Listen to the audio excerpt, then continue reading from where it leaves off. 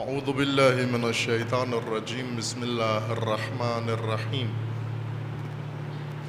الحمد للہ والصلاة والسلام علی رسول اللہ وآلہ آل اللہ واللعنۃ الدائمۃ علی اعدائہم اعداء اللہ من یوم عداوتہم الی یوم لقاء اللہ عباد اللہ اوصیکم ونفسی بتقوی اللہ اتقوا اللہ فإن خیر الزاد التقوی۔ بندگان خدا، آپ سب کو اور اپنے نفس کو تقوی الہی کی دعوت دیتا ہوں، تقوی الہی کی تاکید کرتا ہوں اور نصیحت و وصیت کرتا ہوں۔ اپنی زندگی میں ہر عمل میں اور ہر معاملے میں تقوی الہی اختیار کریں۔ عید سعید فطر، عید اکبر و عید عظیم، عید اللہ، مومنین و مسلمین و عید شرف و کرامت و ذخر و مزید، عید رسول اللہ و عید امت رسول اللہ۔ آپ تمام مومنین مومنات، تمام عبادت گزاران و تمام بندگان خدا کو و تمام امت اسلامیہ کو تبریک و تہنیت عرض ہے، اس دعا کے ساتھ کہ خداوند تبارک و تعالی آج اس یوم مبارک و یوم عظیم میں جو روز جوائز ہے اور روز اجر ہے، اللہ تعالیٰ کی جانب سے اپنے بندوں کے اعمال صالحہ کے لیے خداوند تعالیٰ سب کے اعمال صالحہ قبول فرمائے، اور آج اس یوم جزا و یوم اجر پروردگار ان اعمال کے بدلے خداوند تعالیٰ اجر عظیم سب کو عطا فرمائے۔ بہت عظیم مہینہ اللہ تعالیٰ کی طرف سے میسر آیا، شہر اللہ الاکبر، شہر مغفرت، ماہ رحمت و برکت، اور جو کچھ اپنے دامن میں خیرات و برکات و رحمت و مغفرت لے کر آیا تھا، اپنا دامن سمیٹ کر ہم سے رخصت ہو گیا ہے، اور ہم وہی الفاظ جو حضرت سید ساجدین زین العابدین علیہ الصلاۃ والسلام نے ماہ مبارک رمضان کو وداع کرتے ہوئے، رخصت کرتے ہوئے دعائے شریف وداع رمضان میں صحیفہ کی دعا میں بیان فرمائے ہیں، ان کے ساتھ کہ السلام علیکہ یا شہر اللہ، درود ہو آپ پر اے ماہ خدا، اے ماہ مغفرت، اے ماہ برکت، اور اے عظیم توفیق اللہ کی طرف سے جو ہمیں نصیب ہوئی اور ہم سے رخصت بھی ہو گئی، اور مفارقت اس طرح کی جس کی مفارقت تحمل نہ ہو سکے و برداشت نہ ہو سکے۔ حضرت سید ساجدین اس طرح ماہ مبارک رمضان کو وداع کرتے تھے جس طرح کسی جنازے کو رخصت کیا جاتا ہے، انہی الفاظ کے ساتھ کہ کل خطبہ نماز جمعہ میں وہ دعائے شریف پوری پڑھی مومنین کی خدمت میں کہ کس طرح امام اس ماہ کو رخصت و وداع کرتے تھے، اور ساتھ ہی امام کا یہ فرمانا ہے کہ اے ماہ رمضان، تجھ پر درود و سلام ہو کہ تیری انتہا و تیرا اختتام عید پر ہے، وہ روز موعود کہ جس میں اللہ تعالیٰ نے مومنین کے لیے، بندگان خالص کے لیے، بندگان مخلص کے لیے اجر عظیم مقرر فرمایا ہے۔ ماہ رمضان ماہ صیام و قرآن و ماہ بندگی و ماہ سلوک الی اللہ و ماہ قرب و وصال الہی ہے، ماہ مقدرات و ماہ تقدیر ہے۔ صاحبان توفیق جو خوش نصیب و خوش قسمت ہیں، وہ خوش توفیق جنہوں نے یہ سارے مقامات اس ماہ میں حاصل کیے ہیں اور فائز ہوئے ہیں اس فوز عظیم پر، ہنیئن لہم و طوبی لہم و حسن و مآب۔ روز عید روز عودت ہے، واپسی کا دن ہے، ضیافت اللہ سے، مہمانی خدا سے انسان لوٹ کر آتا ہے۔ اور عید فطرت ہے، عید فطر، عید افطار بھی ہے لیکن عید فطرت ہے، چونکہ اس ماہ میں فطرت انسان نمایاں ہوتی ہے، فطرت انسان پرورش پاتی ہے، فطرت انسان آزاد ہوتی ہے ان عادتوں سے، ان تمام امور سے جن میں اسیر ہو جاتی ہے یا جن میں انسان خود اپنی فطرت کو اسیر کر دیتا ہے، ان تمام قید و بند سے فطرت کو آزادی نصیب ہوتی ہے۔ اور یہ روز آزادی ہے، روز عید، وہ روز جوائز ہے، وہ روز عظیم ہے۔ حضرت امام حسن مجتبیٰ علیہ الصلاۃ والسلام سے ایک روایت منقول ہے، وہ مروی ہے، جس میں امام علیہ السلام مشاہدہ کیا کہ عید کے دن کچھ لوگ لہو و لعب میں اور کھیل کود میں مصروف ہیں۔ امام نے ان کو دیکھا اور دیکھ کر انہیں خطاب کیا اور انہیں فرمایا کہ تمہیں پتہ ہے ماہ رمضان کیا تھا اور روز عید کیا ہے؟ امام نے فرمایا کہ ماہ رمضان در حقیقت مزمار تھا مومنین کے لیے، یعنی مسابقہ تھا، مقابلہ تھا مومنین کے اندر کہ ایک دوسرے سے سبقت لیں، ایک دوسرے سے آگے بڑھیں، وصول اللہ و قرب الہی میں ایک دوسرے پر برت۔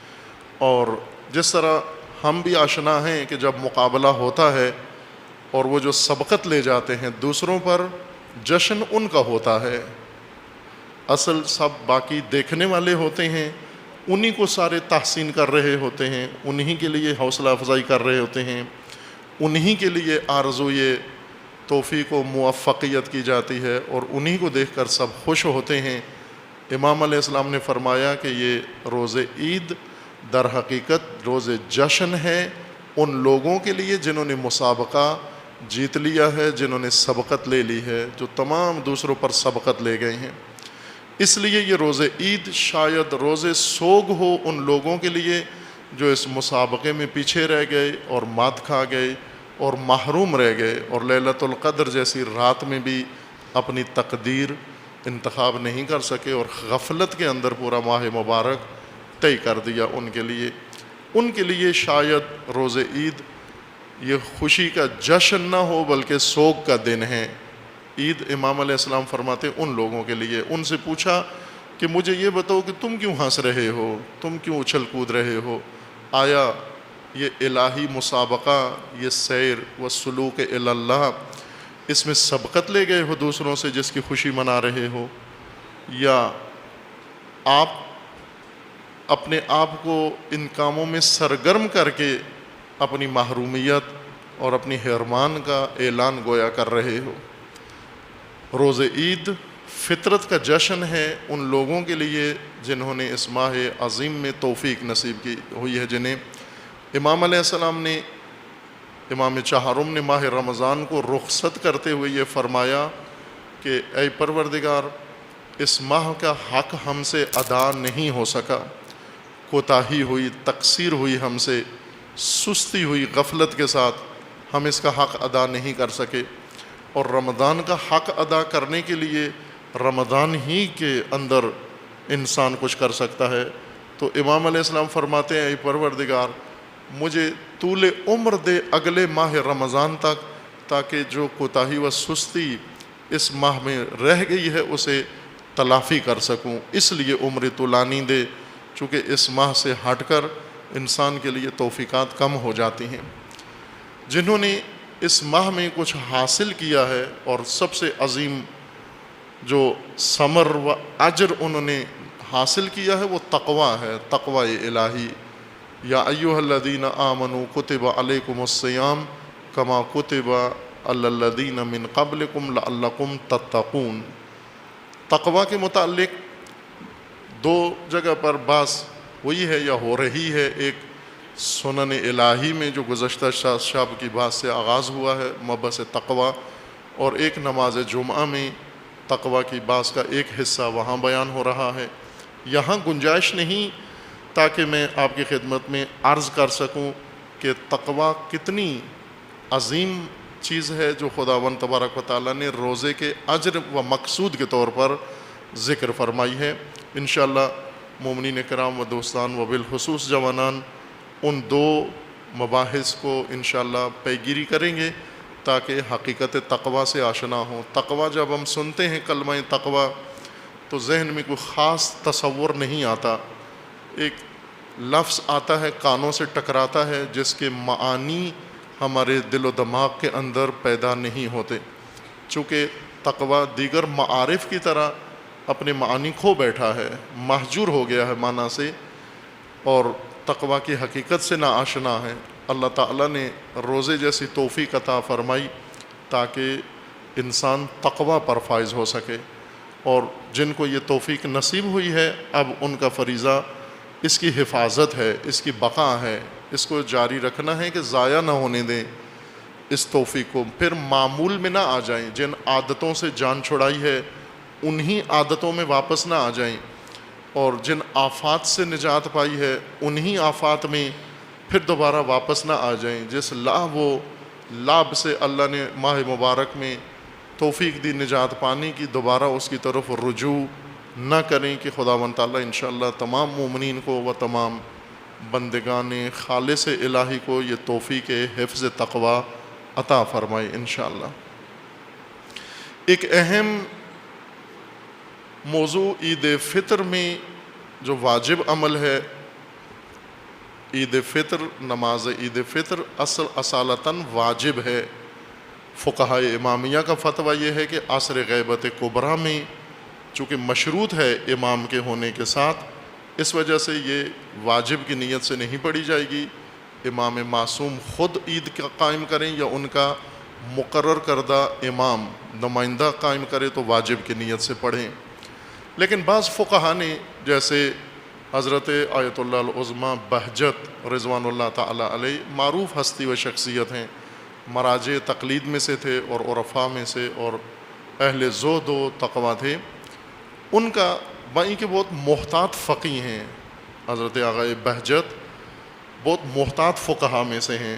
محتاط فقہا وہ ہوتے ہیں جو بیشتر فتاویٰ کے بجائے احتیاط کا حکم دیتے ہیں، فتویٰ کم دیتے ہیں، احتیاط کا حکم زیادہ دیتے ہیں۔ یہ ان بزرگوں میں سے ہیں کہ فتویٰ کم دیتے ہیں، لیکن یہاں پر انہوں نے فتویٰ دے دیا اور فرمایا ہے کہ آغائے بہجت کا یہ فتویٰ تھا کہ میری نظر میں امام معصوم موجود ہو تو بھی نماز عید واجب ہے اگر خود امام معصوم قائم کرے، یا امام کا مقرر کردہ فرد جو جس کو اجازت ہے وہ مجاز ہے امام معصوم کی جانب سے، تو نماز عید واجب ہوگی۔ اور فرماتے ہیں کہ اگر ولی فقی مبسوط الید با اقتدار جس کی حکومت ہو وہ بھی اگر نماز قائم کرے یا اس کی طرف سے مقرر کردہ فرد قائم کرے تو بھی واجب ہے اور واجب کی نیت سے پڑھی جائے گی، اور یہی فتویٰ ان کا نماز جمعہ کے بارے میں بھی یہی فتویٰ تھا۔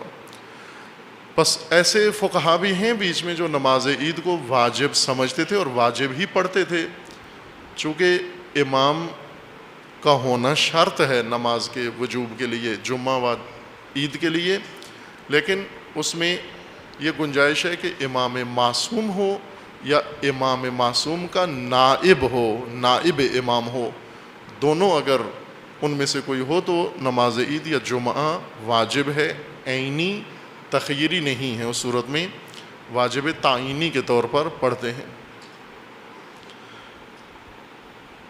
لیکن چونکہ فقہا جو آپ کے مراجع تقلید ہیں اکثر و بیشتر کا فتویٰ، جیسے رہبر معظم کا فتویٰ بھی مستحب کا ہے، وہ بھی مشروط سمجھتے ہیں، آغائے بہجت جیسا فتویٰ رہبر معظم کا نہیں ہے، لیکن ان کا ہے کہ ولی فقی اگر قائم کرے یا ولی فقی کے نمائندہ قائم کرے تو واجب کی نیت سے پڑھ سکتے ہیں۔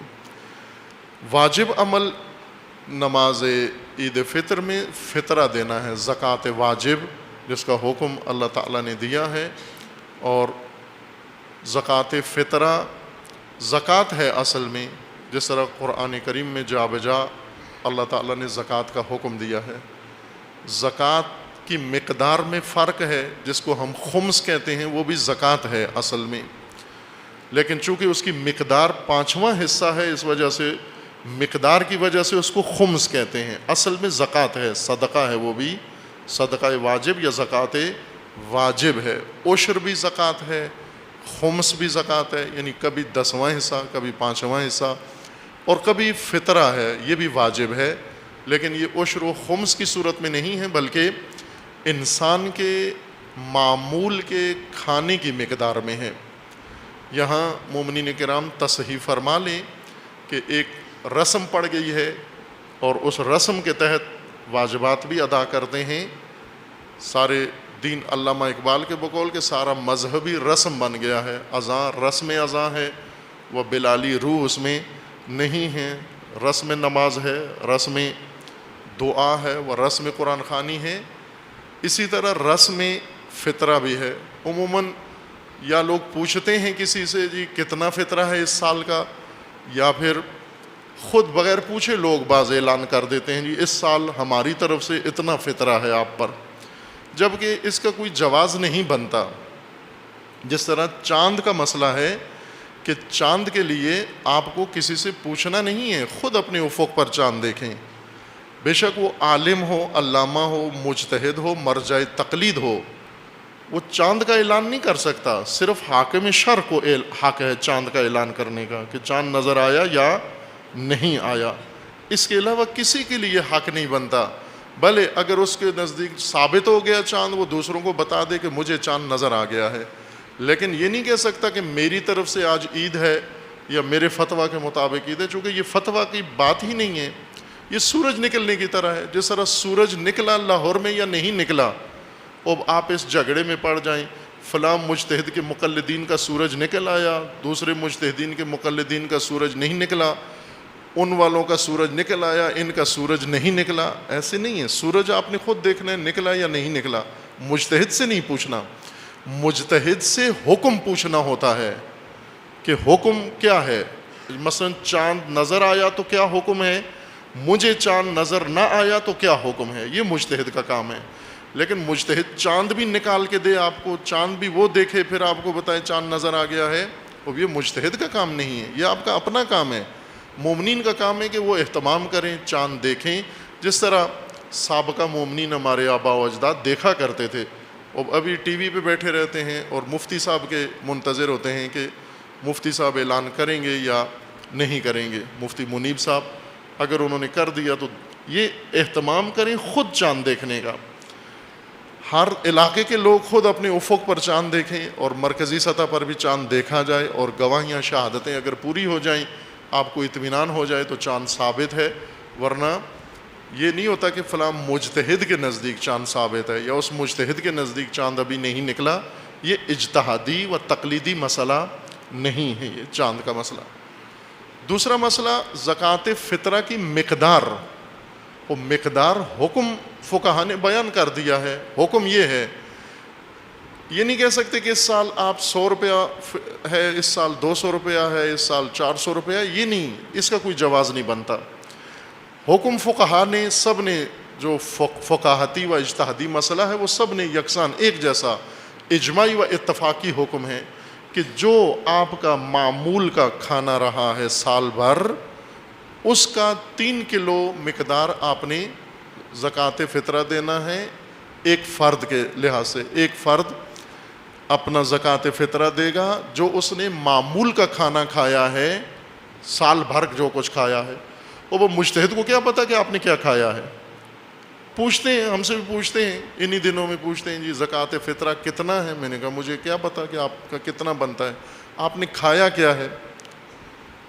وہ ممکن ہے 15-20 ہزار روپیہ بنتا ہو جو آپ نے کھانا کھایا ہے، اگر روز ہوٹلوں پہ جا کے کھاتے رہے ہیں، روز پی سی میں جا کے کھاتے رہے ہیں اور ڈنر پارٹیاں دیتے رہے ہیں اور کھاتے رہے ہیں، یا کسی کے یہاں کھاتے رہے ہیں یا خود پکا کے دوسروں کو کھلاتے رہے ہیں، تو 15,000 فطرہ دو ایک آدمی کا، چونکہ آپ کا جو کھانا تھا معمول کا وہ اتنا بل بنتا تھا ایک ٹائم کا، تو وہ آپ دیں۔ ممکن ہے چکن کھایا ہو آپ نے۔ توجہ فرمائیں، یہ جو گندم کا عموماً اعلان کرتے ہیں، یہ اس وقت گندم دیں جب گندم آپ کے غذا کا اصلی حصہ گندم ہو، گندم کھا رہے ہوں.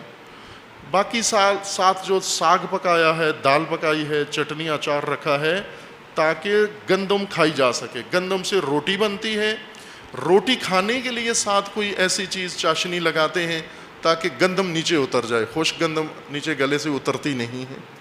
تو اصل کھانا روٹی ہے. لہٰذا پرانے زمانے کے لوگ کہتے بھی یہی تھے. ابھی بھی بعض جگہوں پر یہ اصطلاح رائج ہے. کھانے کا وقت ہو تو یہ نہیں کہتے کھانا کھا کے جائیں، کہتے ہیں جی روٹی تیار ہو رہی ہے، روٹی کھا کے جائیں. روٹی کھائیے آپ نے، چونکہ کھانا میں روٹی ہی ہوتی تھی اور باقی ساتھ کوئی سادہ سی چیز ہوتی تھی تاکہ روٹی اتر جائے. لیکن اس وقت روٹی اصل غذا نہیں ہے. روٹی کھاتے ہیں تاکہ گوشت اتر جائے نیچے. روٹی اس لیے ساتھ ہوتی ہے کہ جو چکن ساتھ اتر جائے. روٹی اس لیے ہے تاکہ یہ باربیکیو نیچے اتر جائے، یا اس کے ساتھ سلاد کے طور پر روٹی کھا لے. روٹی بہت سارے لوگوں کے کھانے کا اصلی جز نہیں ہے اس وقت. وہ روٹی کو ایسے ساتھ ثانوی حیثیت سے کھاتے ہیں. گندم ان کی غذا نہیں ہے. ان کی غذا باربیکیو ہے، ان کی غذا چکن ہے، پیزا ہے، برگر ہے. میکڈونلڈ سے جو سال بھر کھاتے رہے ہیں تو وہ 3 کلو میکڈونلڈ برگر جو کھایا ہے اس کا حساب کریں گے، زکوٰۃ اس طرح سے دیں گے اور اس وقت آپ کا ذمہ ادا ہوگا. ورنہ کھاتے رہے ہیں اعلیٰ غذا، مٹن چکن کھاتے رہے ہیں اور زکوٰۃ فطرہ دیتے ہوئے پوچھتے ہیں گندم کا ریٹ کیا ہے. مگر گندم کھائی ہے آپ نے. گندم تو عام لوگوں نے کھائی ہوگی، کسی غریب فقیر نے کھائی ہوگی. وہ گندم دے جس نے گندم کھائی ہے. جس نے چاول کھائے ہیں اس کی اکثر غذا سال کے اندر معمول چاول رہا ہے، وہ چاول دے دے. لہٰذا یہ ریٹ پورے شہر کے لیے اور ملک کے لیے نہیں معین کیا جا سکتا کہ پورے شہر کے مومنین کا زکوٰۃ فطرہ کا مقدار کتنی ہے. وہ فرق ہے، چونکہ سب کی غذا ایک جیسی نہیں ہے، سب کا کھانا ایک جیسا نہیں ہے، کھانا مختلف ہے. لہٰذا اس اپنے کھانے کی مقدار کے برابر آپ انشاءاللہ زکوٰۃ فطرہ ادا کریں گے. زکوٰۃ فطرہ ادا کرنا نماز عید سے پہلے نکال لیں. دے بھی دیں تو ٹھیک ہے، لیکن نکال لینا، الگ کر لینا ضروری ہے. اگر جیب میں الگ نہیں کیا تو آپ نیت میں الگ کر لیں، کم از کم پیسہ اتنا کہ میں اتنی زکوٰۃ دوں گا. زکوٰۃ فطرہ اس وقت ادا ہوتی ہے جب اپنے صحیح مصرف و مستحق تک پہنچے. اور جس طرح ابھی گورنمنٹ نے پابندیاں لگا دی ہیں کہ یعنی اتنی سینس، اتنا شعور ہماری اس احمق حکومت کو بھی ہے کہ بعض لوگ زکوٰۃ کے مستحق نہیں ہیں. یہ سیاسی جماعتیں زکوٰۃ کی مستحق نہیں ہیں، ان پر پابندی لگا دی ہے انہوں نے کہ یہ نہیں لے سکتے. اب یہ دونوں کے نفع میں ہے. سیاسی جماعتیں بھی یہ جرم نہ کریں زکوٰۃ فطرہ لے کر، اور اس طرح دینے والے بھی نہ دیں ان کو، چونکہ ادا نہیں ہوتا آپ کا حق. اگر آپ نے زکوٰۃ فطرہ دے دیا کسی سیاسی پارٹی کو، آپ کو دوبارہ نکالنا پڑے گا. یہ زکوٰۃ ادا نہیں ہوئی، یہ واجب ادا نہیں ہوا. جو نکالا ہے وہ جیسے کوئی چیز کوا لے گیا، مثلاً اڑ کے لے گیا، تو جو کوا لے گیا ہے تو اس کو تو نظر اللہ نہیں کہہ دیتے کہ یہ نظر اللہ نیاز حسین کوا لے گیا ہے. وہ کوا لے گیا ہے. آپ جو نظر کرنی ہے اس کو نظر کریں، اس کو اپنے مصرف و مستحق تک پہنچائیں، یقین کریں، اطمینان کریں، پھر وہاں ادا ہوتا ہے. علماء کرام نے ذکر کیے ہیں، قرآن کے اندر صراحت ہے کہ زکوٰۃ واجب کا مصرف فقراء ہیں، فقیر، گدا نہیں ہیں، منگتے نہیں ہیں. یہ جو چوکوں پہ کھڑے ہوئے، روڈوں پہ کھڑے ہوئے، گھروں کے اندر دستک دیتے ہیں، ان کو ویسے آپ ادب یہ ہے کہ جو بھی مانگنے آئے کچھ نہ کچھ دے دو، اپنا ذاتی مال دے دیں. زکوٰۃ سے نہیں دے سکتے ان کو. زکوٰۃ واجب گداؤں کو نہیں دے سکتے. گدا فقیر نہیں ہوتے. ہم اپنی پنجابی اردو زبان میں ان کو فقیر کہتے ہیں، مانگنے والے کو. قرآن میں فقیر کا مطلب، یا دینی زبان میں فقیر کا مطلب یہ ہوتا ہے ایسا شخص جس کے پاس درآمد کے اتنے ذریعے نہ ہو یا اتنی درآمد نہ ہو کہ وہ اپنے سال کا پورا خرچہ چلا سکے. سال کا خرچہ نہ ہو اس کے پاس، کچھ ہو کچھ نہ ہو، یا سرے سے نہ ہو. بعض لوگ ہیں سرے سے سال کا خرچہ نہیں ہے، ایک دن کا بھی نہیں ہے، سال تو دور کی بات ہے. بعض ایسے ہیں ان کے پاس سال کا خرچہ کسی حد تک ہے لیکن کچھ مقدار میں کمی ہے، وہ جو کمی ہے ان کو دے دیا جائے. یہ فقراء ہیں، اور وہ بھی باعفت فقراء، متدین فقراء، کہ جن کی عزت محفوظ رہنی چاہیے. ان کو دیں آپ۔ عموماً لوگ فقراء کا مال گداؤں کو دے دیتے ہیں، عام مال صدقات مستحبہ اگر بانٹ دیں تو وہ بھی ادا نہیں ہوتے، خصوصاً زکوٰۃ واجب یہ ہرگز آپ نے گداؤں کو اور ان منگتوں کو اور یہ جو انجمنیں ہیں، سیاسی پارٹیاں ہیں، یہ جو لے جاتے ہیں ان کو نہیں دینی، چونکہ مستحق کو دینی ہے، فقراء کو دینی ہے۔ بھلے اگر کوئی گروہ ایسا ہے جو فقراء تک پہنچاتا ہے اور آپ مطمئن ہیں یہ فقراء کو دیتا ہے، اس اطمینان کی بنیاد پر انہیں دے سکتے ہیں، امین کے طور پر، اگر آپ کو اطمینان ہے ان پر کہ یہ فقراء کو دیتے ہیں۔ اور مسئلے کی تصریح کی خاطر میں عرض کر لوں کہ جتنے بھی مالی واجبات ہیں علماء کرام نے اس کے لیے ذکر کیا، چونکہ ایک مصرف مالی واجبات کا فی سبیل اللہ ہے، سبیل اللہ میں مالی واجبات اپنے دیں، خمس، زکوٰۃ، فطرہ، صدقات یا دیگر جو آپ کے ذمے کسی وجہ سے بھی مالی واجبات آ جاتے ہیں۔ سبیل اللہ کا مصداق، یقینی مصداق و واضح مصداق وہ مدارس ہیں جہاں پر دین کے علم کی تعلیم دی جا رہی ہو، وہ سبیل اللہ کا قطعی مصداق۔ علماء کرام و تمام فقہا جو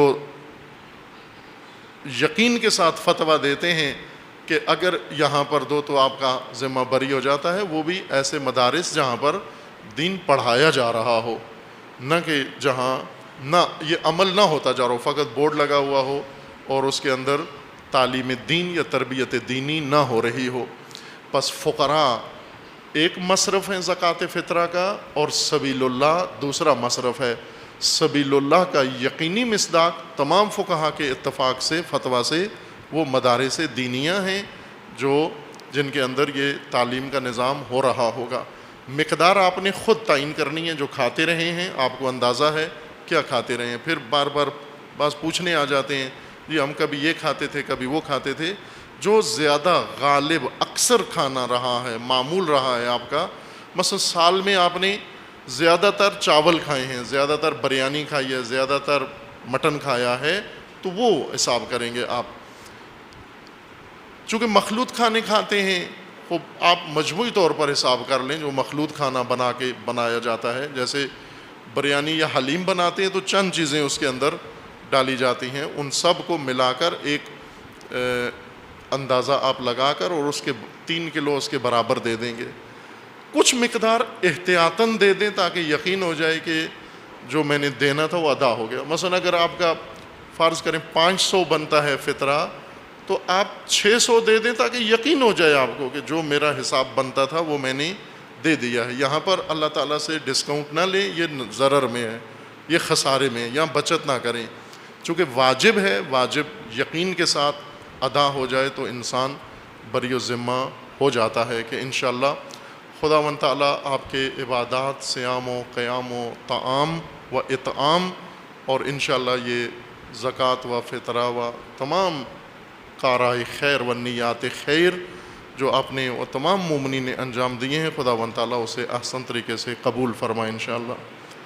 اور خداوند تبارک و تعالیٰ کی بارگاہ میں دعا گو ہیں پروردگار اس روز عید فطر و روز جشن و روز مغفرت، پروردگار ہم سب کے گناہان صغیرہ و کبیرہ کو معاف فرما۔ خدایا ہمارے والدین کے گناہان صغیرہ و کبیرہ کو معاف فرما، ہمارے ذوی الحقوق کے گناہان صغیرہ و کبیرہ کو معاف فرما، جو مرحومین اس دنیا سے رحلت کر گئے ان سب کی خدایا مغفرت فرما، جو مریض ہیں انہیں شفاء کاملہ عطا فرما، جو محتاج ہیں، نادار ہیں، پروردگارہ ان کی حاجات کو برآوردہ فرما۔ خداوندہ جو مقروض ہیں اپنے خزائن غیبیہ سے ان کے قرض ادا فرما، جو بے اولاد ہیں انہیں نیک اور صالح اولاد نصیب فرما، جو صاحب اولاد ہیں ان کی اولاد کو ہر شر و بلیہ سے محفوظ فرما، امت اسلامیہ کو ہر ظلم و ستم سے نجات عطا فرما، ان ظالمین کو ظلم سمیت نیست و نابود فرما، مملکت پاکستان کی حفاظت فرما۔ اعوذ باللہ من الشیطان الرجیم، بسم اللہ الرحمن الرحیم، قل هو اللہ احد اللہ الصمد لم یلد ولم یولد ولم یکن له کفوا احد۔ اعوذ باللہ من الشیطان الرجیم، بسم اللہ الرحمن الرحیم۔ الحمدللہ والصلاة والسلام علی رسول اللہ وآلہ آل اللہ لا سیما علی امیر المؤمنین علی ابن ابی طالب علیہ الصلاة والسلام و فاطمۃ الزہرا سیدۃ نساء العالمین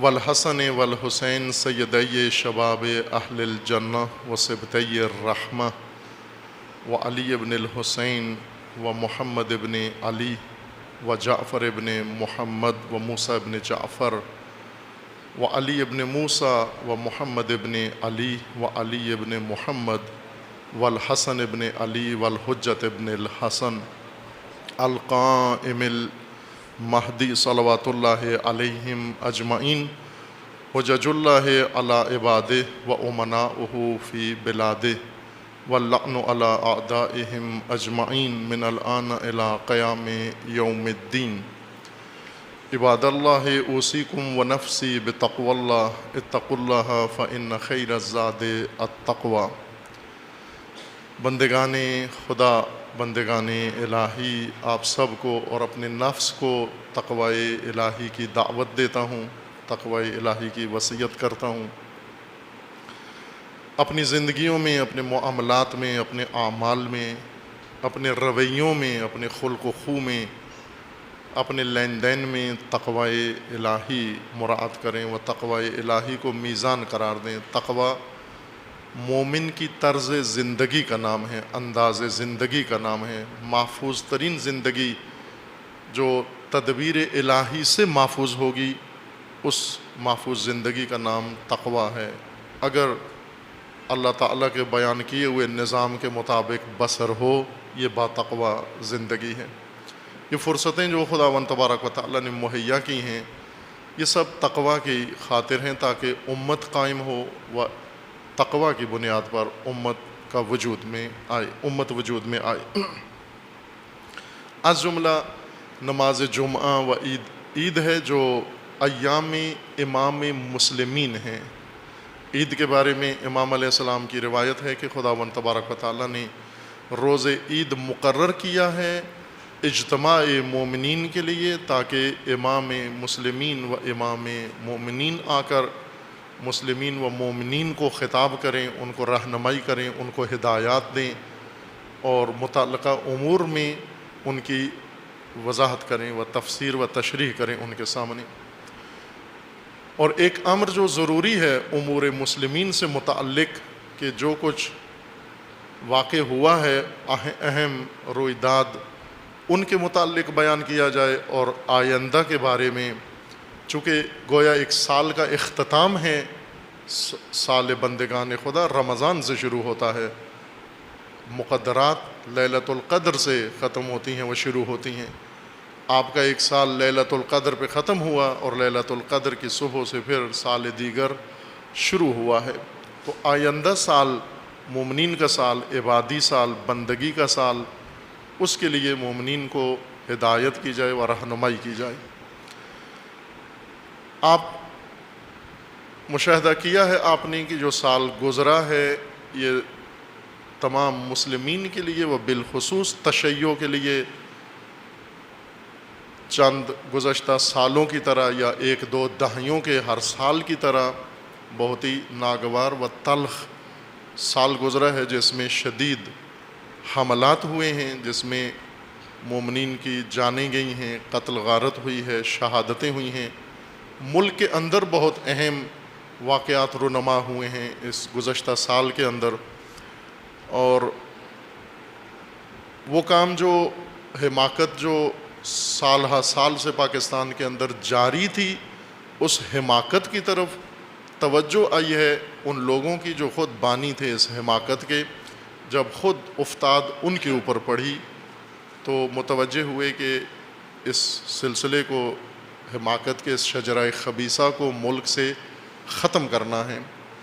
بہرکیف کارروائی انہوں نے شروع کی، چونکہ حملات کا رخ جب انہی سرپرستوں کی طرف مڑ گیا جنہوں نے یہ درخت گاڑا تھا، پھر احساس ہوا کہ ملک کے اندر باقاعدہ سیاستدان بھی مل بیٹھے، حکمران بھی مل بیٹھے اور مسلح افواج بھی مل بیٹھے، اور سب نے تہیہ کیا کہ ملک سے دہشت گردی کو ختم کرنا ہے. اور جب بھی دہشت گردی کا تذکرہ آتا ہے تو اس میں جو واقعات ذکر کرتے ہیں، افسوس کی بات ہے، میں کل مشاہدہ کر رہا تھا کہ ایک تجزیہ کسی پاکستانی کا، ذمہ دار آدمی کا، جنہوں نے پاکستان کے اندر دہشت گردی کے واقعات کا ذکر کیا ہے، اور جس مسئلے کو بہت زیادہ اہمیت دے کر بیان کیا گیا ہے وہ یہ کہ صفورہ گوٹ کا واقعہ کراچی کا، اسماعیلی شیعہ پر، اسماعیلی لوگوں کی بس پر حملہ، دردناک واقعہ گنا گیا. اس کے بعد پشاور اسکول پہ حملہ ہوا، یہ دردناک واقعہ گنا گیا. اور اس کے علاوہ اس طرح کے چند واقعات جس میں پورے آرٹیکل میں نے تلاش کیا کہ کسی جگہ امامیہ مسجد پشاور کا کہیں ذکر آ جائے، کوئٹہ کا کہیں ذکر آ جائے، شکارپور کا کہیں ذکر آ جائے.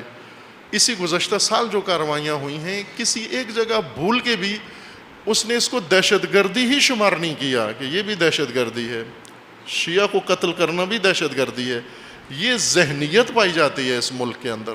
صحافیوں کے اندر آپ دیکھیں، ٹی وی پہ جب بات کرتے ہیں یا اخباروں میں لکھتے ہیں یا جہاں کہیں بھی کسی بھی سٹیج پر جا کر جب بات کرتے ہیں، دہشت گردی جن واقعات کو دہشت گردی کے زمرے میں لے آتے ہیں ان میں ایک بھی واقعہ بھول کے بھی نہیں ذکر کرتے، گویا ذہنی طور پر سب اس بات سے متفق ہیں کہ شیعہ کا قتل عام یہ ایک جائز بات ہے.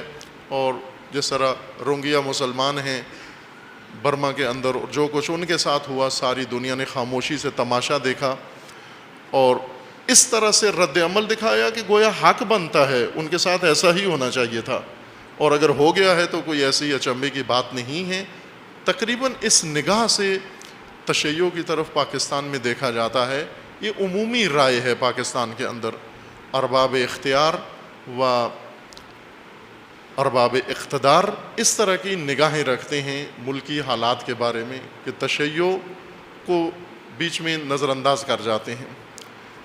یہ واقعات ہوئے اور اب ان کے خلاف کارروائیاں شروع ہیں، لیکن جیسا ایک جسٹس نے، سپریم کورٹ کے ایک جج نے بیان دیا کہ یہ گویا ایک قوم کے ساتھ مذاق ہو رہا ہے. کیوں؟ اس نے ایک اچھی تجزیہ کیا. کم افراد سے ایسا بات سننے کو ملتی ہے، کوئی وزنی بات.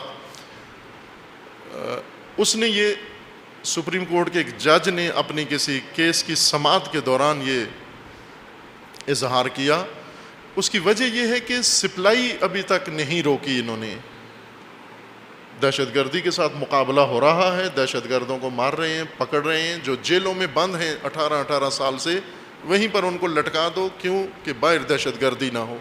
وہ تو 18 سال سے جیل میں ہیں، وہ جو اندر بیٹھا ہوا ہے اس کو لٹکا دو تاکہ باہر سیر امن ہو جائے. اس جج کے بقول کہ اگر دہشت گردی کو ختم کرنا ہے تو ان کی سپلائی لائن کاٹو آپ. یہ جنگوں کا اصول ہوتا ہے کہ آپ کسی ملک کی فوج کو بے شک نہ ماریں، ان کے زیادہ سکور نہ بنائیں مارنے کا، لیکن ان کی سپلائی لائن اگر کاٹ دیں تو آپ کامیاب ہو گئے ہیں، جنگ جیت لی آپ نے. جب تک یہ سپلائی لائن نہیں کٹے گی جہاں جہاں سے ان کو مدد مل رہی ہے ملک کے اندر سے اور باہر سے، ظاہر ہے یہ کامیابی نہیں ہو سکتی. چند افراد بھاگ جانا، ادھر ادھر چھپ جائیں وہ، اور ان سے مذاکرات کر لیے جائے، بعد سے بات چیت کر دی جائے، یہ امن کی امید نہیں ہے. وقفہ ہوتا ہے ہر کارروائی کے اندر، تو آپ مومنین اس میں نہ آ جائیں دھوکے میں کہ وقفہ جو ہوتا ہے تو اس کا مطلب یہ خاتمہ ہے. بارہا ایسے ہوا، ہر حکومت کے زمانے میں ایک وقفہ آتا ہے، اور اگر حکومتی کارروائی سے نہ بھی آئے دہشت گرد خود وقفہ کرتے ہیں، چونکہ ان کو اپنی توانائیاں بحال رکھنے کے لیے ان کے پاس بھی ایک محدود توانائی ہوتی ہے. کوئی بھی فورس ہو، وہ دفاعی ہو یا تہاجمی ہجومی، اس کو ایک وقفہ بیچ میں کرنا پڑتا ہے اپنی فورسز کو موقع دینے کے لیے، تاکہ وہ اپنی توانائیاں بحال کر سکیں اور دوبارہ سمیٹ سکیں، نئی پلاننگ کر سکیں. وقفوں کو کبھی بھی دھوکے میں نہ آئیں کہ یہ خاتمہ ہو گیا اور ہم خوش ہو جائیں. یہ خطر موجود ہے، وہ پہلے سے زیادہ موجود ہے. چونکہ دہشت گردی کا ایک جو بڑا ورژن انہوں نے تیار کیا ہے، جو دہشت پھیلانے والا ہے۔ تازہ ترین ایک بیان منسوب کیا گیا ہے ان کے سرغنے سے، ابو بکر بغدادی سے، اس جلاد و صفاق سے، کہ اس نے اپنے ایک پیغام میں اپنے فورسز کو، سپاہیوں کو، داعشیوں کو یہ کہا ہے کہ یہ جو تم سر قلم کرتے ہو، جلاتے ہو اور عجیب و غریب طریقے سے سزائیں دیتے ہو، انہوں نے عجیب سزائیں دی ہیں لوگوں کو۔ ایک سزا چند دن پہلے عراقی بچے کو سزا دی، چھوٹے سے بچے کو، شاید کوئی سال کا بچہ ہوگا، میرے خیال میں یہ سال سے بھی چھوٹا ہوگا، اس کے بدن کے ساتھ بم باندھا انہوں نے، اس کے وزن سے کئی گنا زیادہ بھاری بم اس بچے کے ساتھ باندھ کر اور اس کو دور رکھا، اور اپنے جو فریش لوگ تھے جن کو ٹریننگ دینی تھی ریموٹ بم بلاسٹ کرنے کے لیے، تو ٹریننگ دی انہوں نے، بچے شیعہ بچے کے ساتھ بم باندھ کے اس کو بلاسٹ کیا، اور اس طرح اپنے بچوں کو ٹریننگ دی انہوں نے۔ یہی ویڈیو بناتے ہیں اور دنیا میں نشر کرتے ہیں۔ اس نے ان کو یہ کہا ہے کہ اس سے ہمارا نقصان ہو رہا ہے، ہمارے بارے میں دنیا کا ذہن اس طرح سے ہے کہ یہ صفاق ہے اور لوگ ہمارا ساتھ دینے کے لیے تیار نہیں ہیں، ہمارے خلاف فضا بن رہی ہے۔ یہ اس نے تازہ ترین اپنے فورسز کو حکم دیا ہے۔ اس بیان کے نتیجے میں اس کے اپنے کمانڈروں نے اس پر اعتراض کیا ہے کہ یہ تو ہمارے فلسفہ وجودی کے خلاف ہے، یہ فرمان جو کمانڈر نے دیا ہے، بغدادی نے دیا ہے۔ چونکہ ہم لشکر ہی دہشت کا ہیں، ہمارا کام لڑ کے قبضہ کرنا نہیں ہے، ڈرا کے قبضہ کرنا ہے، دہشت پھیلانا ہے، اور دہشت کے لیے یہ کاروائیاں تو ہماری اسٹریٹجی تھی پہلے سے۔ تو گویا آپ اپنی اسٹریٹجی بدل رہے ہیں، گویا آپ کہہ رہے ہیں کہ ہم چھوڑ دیں اپنا کام۔ ایک اچھی خاصی تشویش ان کے اندر پیدا ہو گئی ہے کہ کہیں ایسا تو نہیں کہ ہمارا سرغنہ بک گیا ہے یا کہیں کسی کے ساتھ ساز باز اس نے کر لی ہے، چونکہ ہمارا کام صرف دہشت پھیلانا تھا۔ یہ دہشت ناک ورژن یہ ابھی پاکستان کے لیے تیار کیا جا رہا ہے، ہر روز اس کے لیے اشارے ملتے ہیں کہ پاکستان میں خطرہ ہے، سرکاری سطح پر اعلان ہوتا ہے۔ خوب ظاہر سی بات ہے کہ اگر یہ ورژن پاکستان میں آتا ہے دہشت کا و دہشت گردی کا، تو کس کے لیے آئے گا؟ ہدف کون ہوگا اس کا؟ ٹارگٹ کون ہوگا اس کا؟ وہ طے شدہ بات ہے، کسی سے پوچھنے کی ضرورت نہیں ہے، یعنی شیعہ۔ اس لیے عزیزان، اس وقفے سے یا یہ جو کاروائیوں میں آتا ہے تھوڑا گیپ آتا ہے، یہ دھوکہ نہ دے۔ اگرچہ مومنین دھوکے میں نہیں ہے پہلے سے، چونکہ جب وقفہ نہیں تھا تو بھی کوئی پرواہ خاص نہیں کرتے، نہ اپنی جان و مال کی، نہ اپنے مقدسات کی، نہ اپنے اداروں کی، نہ اپنی قوم کی، پھر بھی نہیں کرتے تاکہ یہ کہا جائے کہ ان وقفوں میں نہ کریں۔ جب اوج پہ ہوتے ہیں حملات تو بھی کوئی پرواہ نہیں کرتا، تو بھی وہ احساس نہیں پیدا ہوتا مومنین کے اندر کہ ہونا چاہیے۔ اتنے واقعات کے بعد عقل کہتی ہے کہ ہونا چاہیے یہ احساس کہ اپنی حفاظت، اپنا دفاع کریں، اور خصوصاً جو آنے والے ان کے ایام ہیں و نقشے ہیں ان کی خاطر زیادہ سنجیدگی کے ساتھ اہتمام کریں، اور بھروسہ نہ کریں کہ دوسرے لوگ آپ کو یا حکومتی فورسز آپ کو نجات دیں گے، کہ ان کے بس میں نہیں ہے، یہ ورژن ان کے بس میں نہیں ہے سنبھالنا اس کو۔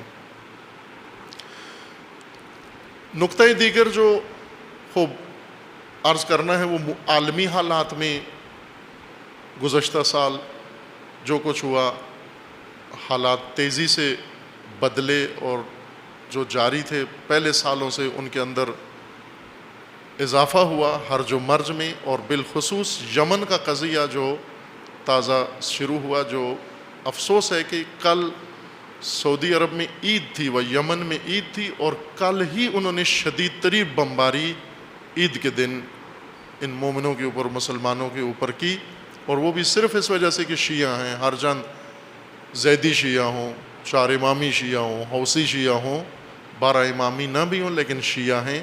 اتنا کینہ ان کے دلوں کے اندر بھرا ہوا ہے آل سعود کے اندر کہ پھٹ رہے ہیں اس کینے سے۔ رہبر معظم نے 2-4 دن پہلے، غالباً 3 دن پہلے یا 4 دن پہلے، ایک جملہ شہید بہشتی رضوان اللہ تعالیٰ علیہ کا تکرار کیا ہے، تاریخی جملہ ہے شہید بہشتی کا، اور وہ یہ کہ امریکہ کو بہت غضبناک تھا آغاز انقلاب میں، امریکہ کو بہت غضب و غصہ تھا انقلاب پر، شہید بہشتی نے امریکہ کو خطاب کیا اور کہا کہ امریکہ کو کہا کہ ازما عصبانی باشید و از این عصبانیت بمیرید. امریکہ کو کہا کہ ہم سے غصے میں آؤ، غضب میں آؤ اور اسی غضب سے مر جاؤ، پھٹ کے مر جاؤ اسی غضب و کینے اور نفرت سے جو ہمارے بارے میں تمہارے اندر پیدا ہوئی ہے. رہبر معظم نے یہی جملہ آل سعود کو کہا کہ تمہارے اندر اتنی نفرت ہے تشیع کی، اتنا کینہ ہے، نفرت ہے، اس کینے سے مر جاؤ پھٹ کے، اس عصبانیت سے مرو، پھٹ کے مر جاؤ تم، اور اسی سے مرو گے اور وہ کینہ ہی ان کو نابود کرے گا. اور یہ جو بم بے تحاشا پھینک رہے ہیں یمن کے اوپر، در حقیقت اپنی کینے کا اور نفرت کا اظہار کر رہے ہیں کہ جو بس کہیں اور نہیں چلتا تو اس فقیر و نہتے ملک پر اور عوام پر جا کر پورے شہر کو کھنڈرات میں بدل دیا. ایک تو تاریخی دشمنی ہے ان کی، سعودی عرب کی تاریخی دشمنی یمن کے ساتھ ہے، سرحدی وہ ہمسایہ ہونے کی وجہ سے، اور دوسرا یہ ناپاک خاندان آل سعود جو نطفہ یہود ہے. در حقیقت یہ کوئی میں سرزنش کے طور پر نہیں کہہ رہا، بلکہ یہ حقائق ہیں تاریخی کہ یہ نطفہ یہود ہیں. یہ چونکہ ان کا جو سرکردہ تھا وہ باقاعدہ یہودی تھا، وہ اسلامی لبادہ پہن کر آیا اور اس نے آ کر مسلمان ملکوں کے اندر یہ فتنہ شروع کیا اس نے. اور یہودی ابھی تک ان کے خیر خواہ ہیں اور ابھی تک ان کے حامی ہیں. یہ بہت بڑا تاریخی ظلم جو یمن کے اوپر ہو رہا ہے، اور ساری دنیا مجرمانہ خاموشی اختیار کیے ہوئے ہے. مغربی دنیا، مشرقی دنیا، مسلمان دنیا، غیر مسلمان دنیا، جو بھی جہاں پر ہے، شرمناک حد تک یمن کے بارے میں لا تعلق ہو کر خاموشی سے بیٹھے ہوئے ہیں. کہ دعائیں ہماری خداوند تعالیٰ ان کو نجات عطا فرمائے. فتنہ تکفیریت، خوب ان کا ایک پرانی پلاننگ تھی.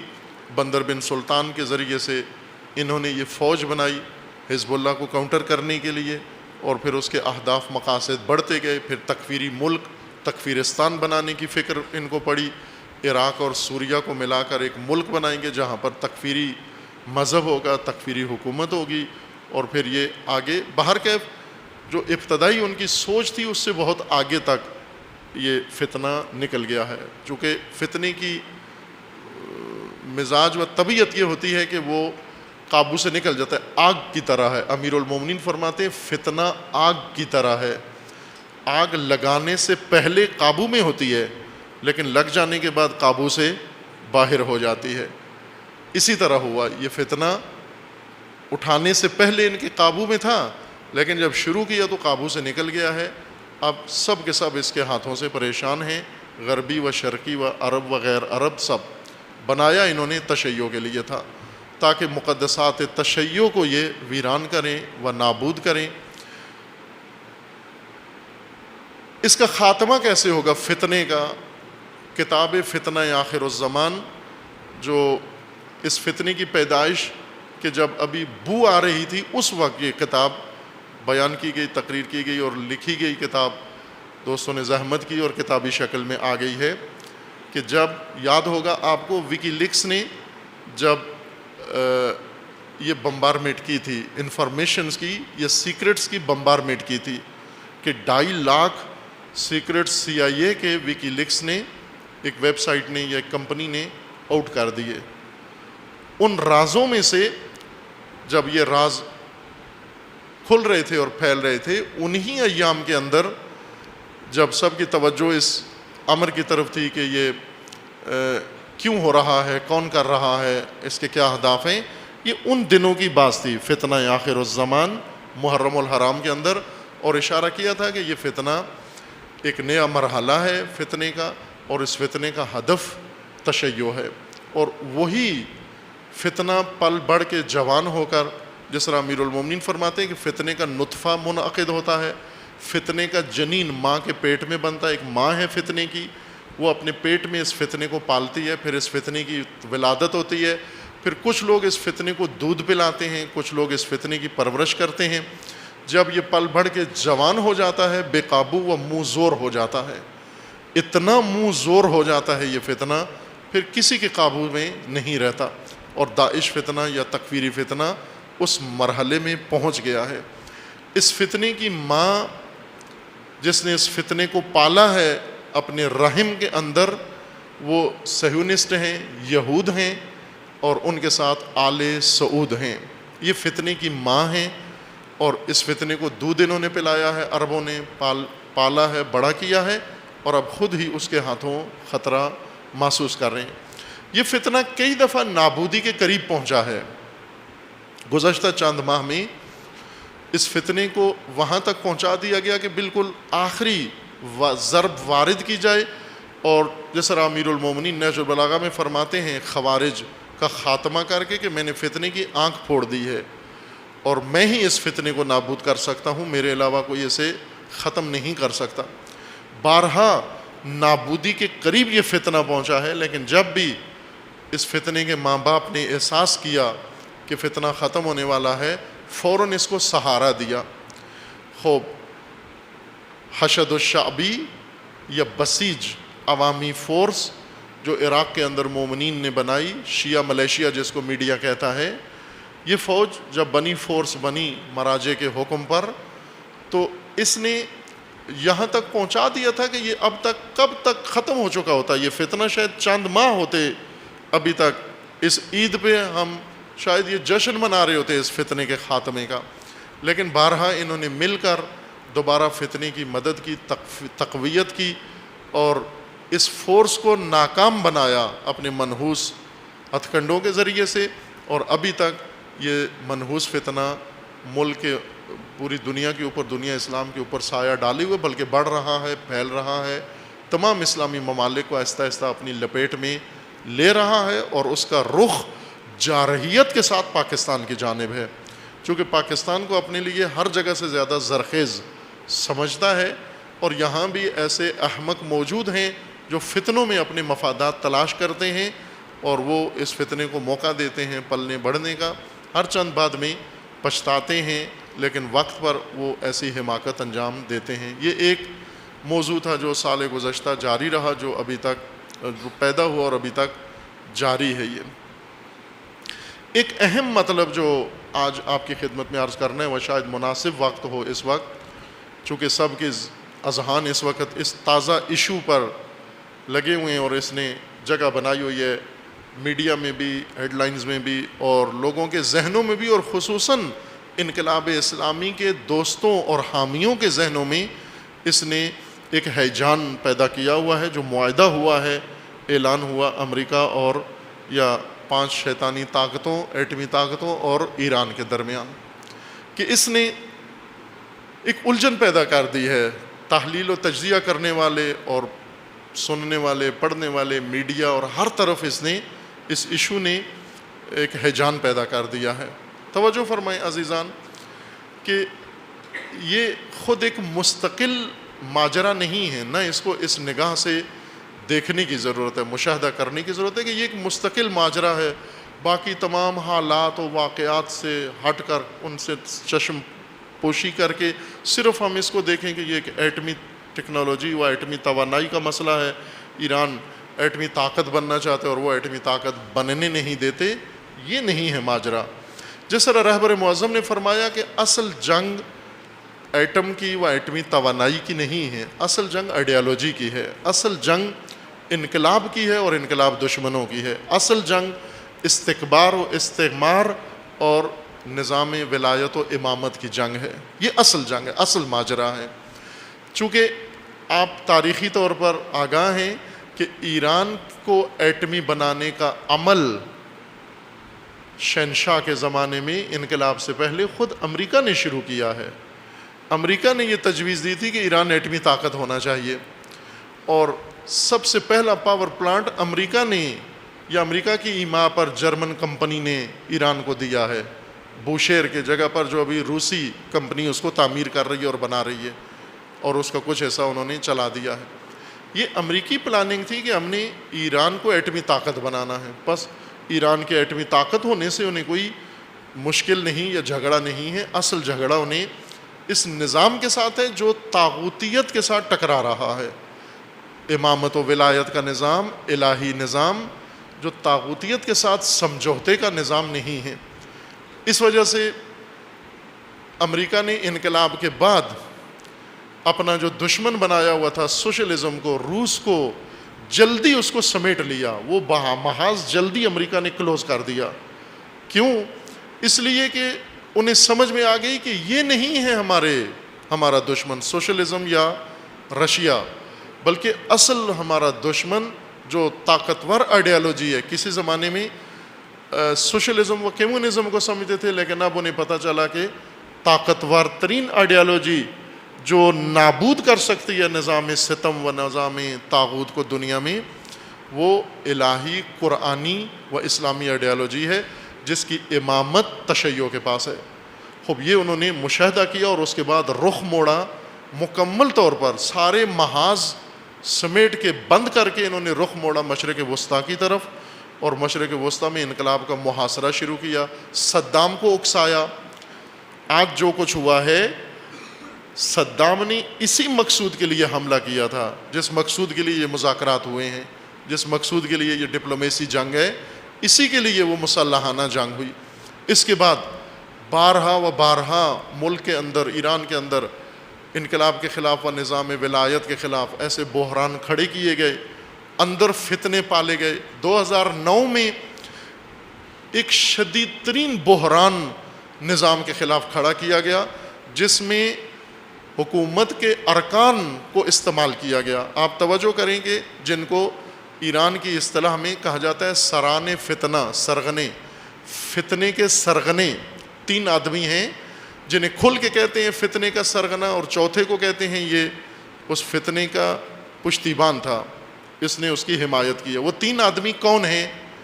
2 ابھی نظر بند ہیں۔ ایک مہدی کروبی، جو پارلیمنٹ کا 5 سال رئیس رہ چکا ہے، ایرانی پارلیمنٹ کا سابقہ رئیس، یہ فتنے کا سرغنہ بنا 2009 میں۔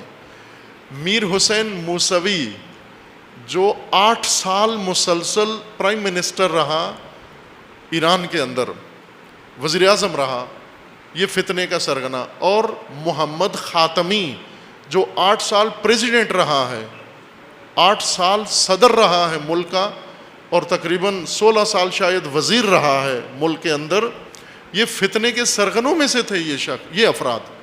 اور چوتھا شخص جس کو فتنے کی سپورٹ پرسن سمجھا جاتا ہے، رفسنجانی صاحب، کہ یہ ان تینوں کے سرپرست کا کردار ادا کیا۔ خوب آپ توجہ کریں، یہ فتنہ 2009 میں اتنا تباہ کن تھا، زلزلہ تھا نظام ولایت کے خلاف اندر سے، اس نے واقعاً ستون ہلا دیے تھے۔ اس فتنے نے سب سے، صدام کی جنگ اس فتنے کے مقابلے میں کچھ بھی نہیں تھی، اتنا شدید زلزلہ تھا۔ لیکن اللہ نے جس طرح طبس میں انقلاب کو بچایا، جس طرح جنگ میں انقلاب کو بچایا، جس طرح باقی حوادث سے انقلاب کو بچایا، اس فتنے سے بھی بچایا۔ اور اس فتنے سے بچنے کے لیے جو سب سے بڑا وسیلہ اللہ تعالیٰ نے فراہم کیا، وہ رہبر کی بصیرت تھی، الہی بصیرت، کہ اس عظیم فتنے سے، وہ بحران سے، تباہ کن بحران سے نظام کو، انقلاب کو، ملک و مملکت، ہر چیز کو بچا لیا۔ یہ اس لیے عرض کر رہا ہوں کہ یہ ایک مسلسل نبرد ہے انقلاب کے خلاف، اور اس فتنے میں سعودی عرب نے بڑا اہم کردار ادا کیا۔ ایک کتاب بھی ہے، اسی وقت ہم نے نشر بھی کی تھی، انگلش میں نشر ہوئی تھی، ڈیفیٹڈ ریولوشن ان ایران کے نام سے۔ اردو میں ہمارے دوستان وہ ابھی تک لگے ہوئے ہیں، 4-5 سال سے چھپ نہیں سکی۔ 2009 سے شروع کیا انہوں نے اس کتاب کو چھپائی، لیکن چونکہ شاید نہیں ان سے ہو سکی، لیکن انگلش میں اسی ابتدائی 2 مہینے کے اندر چھپ گئی تھی۔ اس کے اندر یہ سارا ماجرا تفصیل کے ساتھ بیان کیا ہے، اور جو انگلش پڑھتے ہیں ان تک پہنچی بھی ہوگی، شاید پاکستان میں پہنچی یا نہیں پہنچی، لیکن باقی دنیا میں مطالعہ ہوا اس کا، وہاں پر اس فتنے کے متعلق اشارہ کیا تھا ہم نے۔ اسی کا ایک سلسلہ یہ ایٹمی ڈپلومیسی جنگ ہے۔ بہانہ بنایا انہوں نے کہ ایران ایٹمی طاقت بن کے بم بنا رہا ہے اور اس بم سے اسرائیل کو خطرہ ہے. اب یہ حقیقت بھی ہے کہ وہ ملک جو صاف کھل کے اپنی اسٹریٹجی میں کہتا ہے اسرائیل کو محو ہو جانا چاہیے، تو اس سے خطرہ ہے اسرائیل کو. اور وہ ملک اگر ایٹمی طاقت بن جائے تو ان کی ساری محنت ضائع چلی جاتی ہے، رائگان چلی جاتی ہے. اس لیے انہوں نے، اوباما نے بھی صراحت سے کہا ہے کہ ہم کوئی ایسا نظام و مملکت و برنامہ نہیں چلنے دیں گے جس سے اسرائیل خطرے میں پڑ جائے، اگرچہ وہ کوئی اسلامی ملک ہی کیوں نہ ہو. اس ملک کو ہی ختم کرنا پڑا ہم کر دیں گے، اسرائیل کا تحفظ ہر قیمت پر ہم نے کرنا ہے. اور یہاں تک آئے ہیں آگے. یہ ایک صرف ایشو بنایا انہوں نے تاکہ پھر اس بہانے سے انقلاب کو نقصان پہنچا سکیں، وہ ضرر پہنچائیں اندر کے حالات بگاڑنے کے لیے. سب سے مؤثر ہتھیار ابھی تک جو دشمنان انقلاب نے و شیطانوں نے استعمال کیا ہے وہ اقتصادی پابندیوں کا ہتھیار ہے. خوب اس نے ملکی اقتصاد کو سخت نقصان پہنچایا ہے. کرنسی کا ریٹ بہت ڈاؤن ہو گیا، مہنگائی بڑھ گئی، لوگوں کی عام زندگی متاثر ہوئی ایران کے اندر. باہر کے ایسے میں پھر بھی آپ پابندیوں جب سے شروع ہوئی ان پابندیوں سے لے کر ابھی تک کہ گویا تقریباً 10-12 سال ہو چکے ہیں. 12 سال سے پابندیوں میں شدت آئی اور 12 سال انہوں نے شدید ترین پابندیوں میں ملک چلایا اور ملک کی ترقی بھی کی اور ملک کو آگے بڑھایا. خوب سال بہ سال جائیں ایران کا مشاہدہ کریں، ترقیاتی کاموں کا جائزہ لیں کہ سال بہ سال کتنی ترقی کر رہا ہے ایسا ملک جو پابندیوں کے اندر ہے. ساتھ انہوں نے مذاکرات بھی کیے. خوب مذاکرات میں نشیب و فراز آتا رہا. یہی جو ابھی پریزیڈنٹ ہیں یہ کسی زمانے میں ایٹمی مذاکرات، ایٹمی فائل کے مذاکرات کے یہ چیف ڈپلومیٹ تھے. آغای روحانی، حسن روحانی صاحب جو ابھی پریزیڈنٹ ہیں، یہ اس وقت ڈپلومیٹ تھے. محمد خاتمی صاحب کی حکومت تھی اور مذاکرات کا کام انہیں سونپا گیا تھا کہ یہ سیکیورٹی چیف تھے سیکیورٹی کونسل کے، اور سینئر ڈپلومیٹ کے طور پر یہی جایا کرتے تھے جنیوا، ویانا اور دیگر جگہوں پر امریکہ وغیرہ میں، اور جا کر مذاکرات شروع کرتے تھے. ان کی سرپرستی میں 8 سال تک انہوں نے ایٹمی فائل روحانی صاحب نے ایز اے ڈپلومیٹ مذاکرات کیے. اس وقت یہ پورا گروہ جو ان کا منصوبہ یہ تھا، اور انہوں نے یک طرفہ طور پر ان کے کہے بغیر انہوں نے ایٹمی اپنا منصوبہ روک دیا تھا.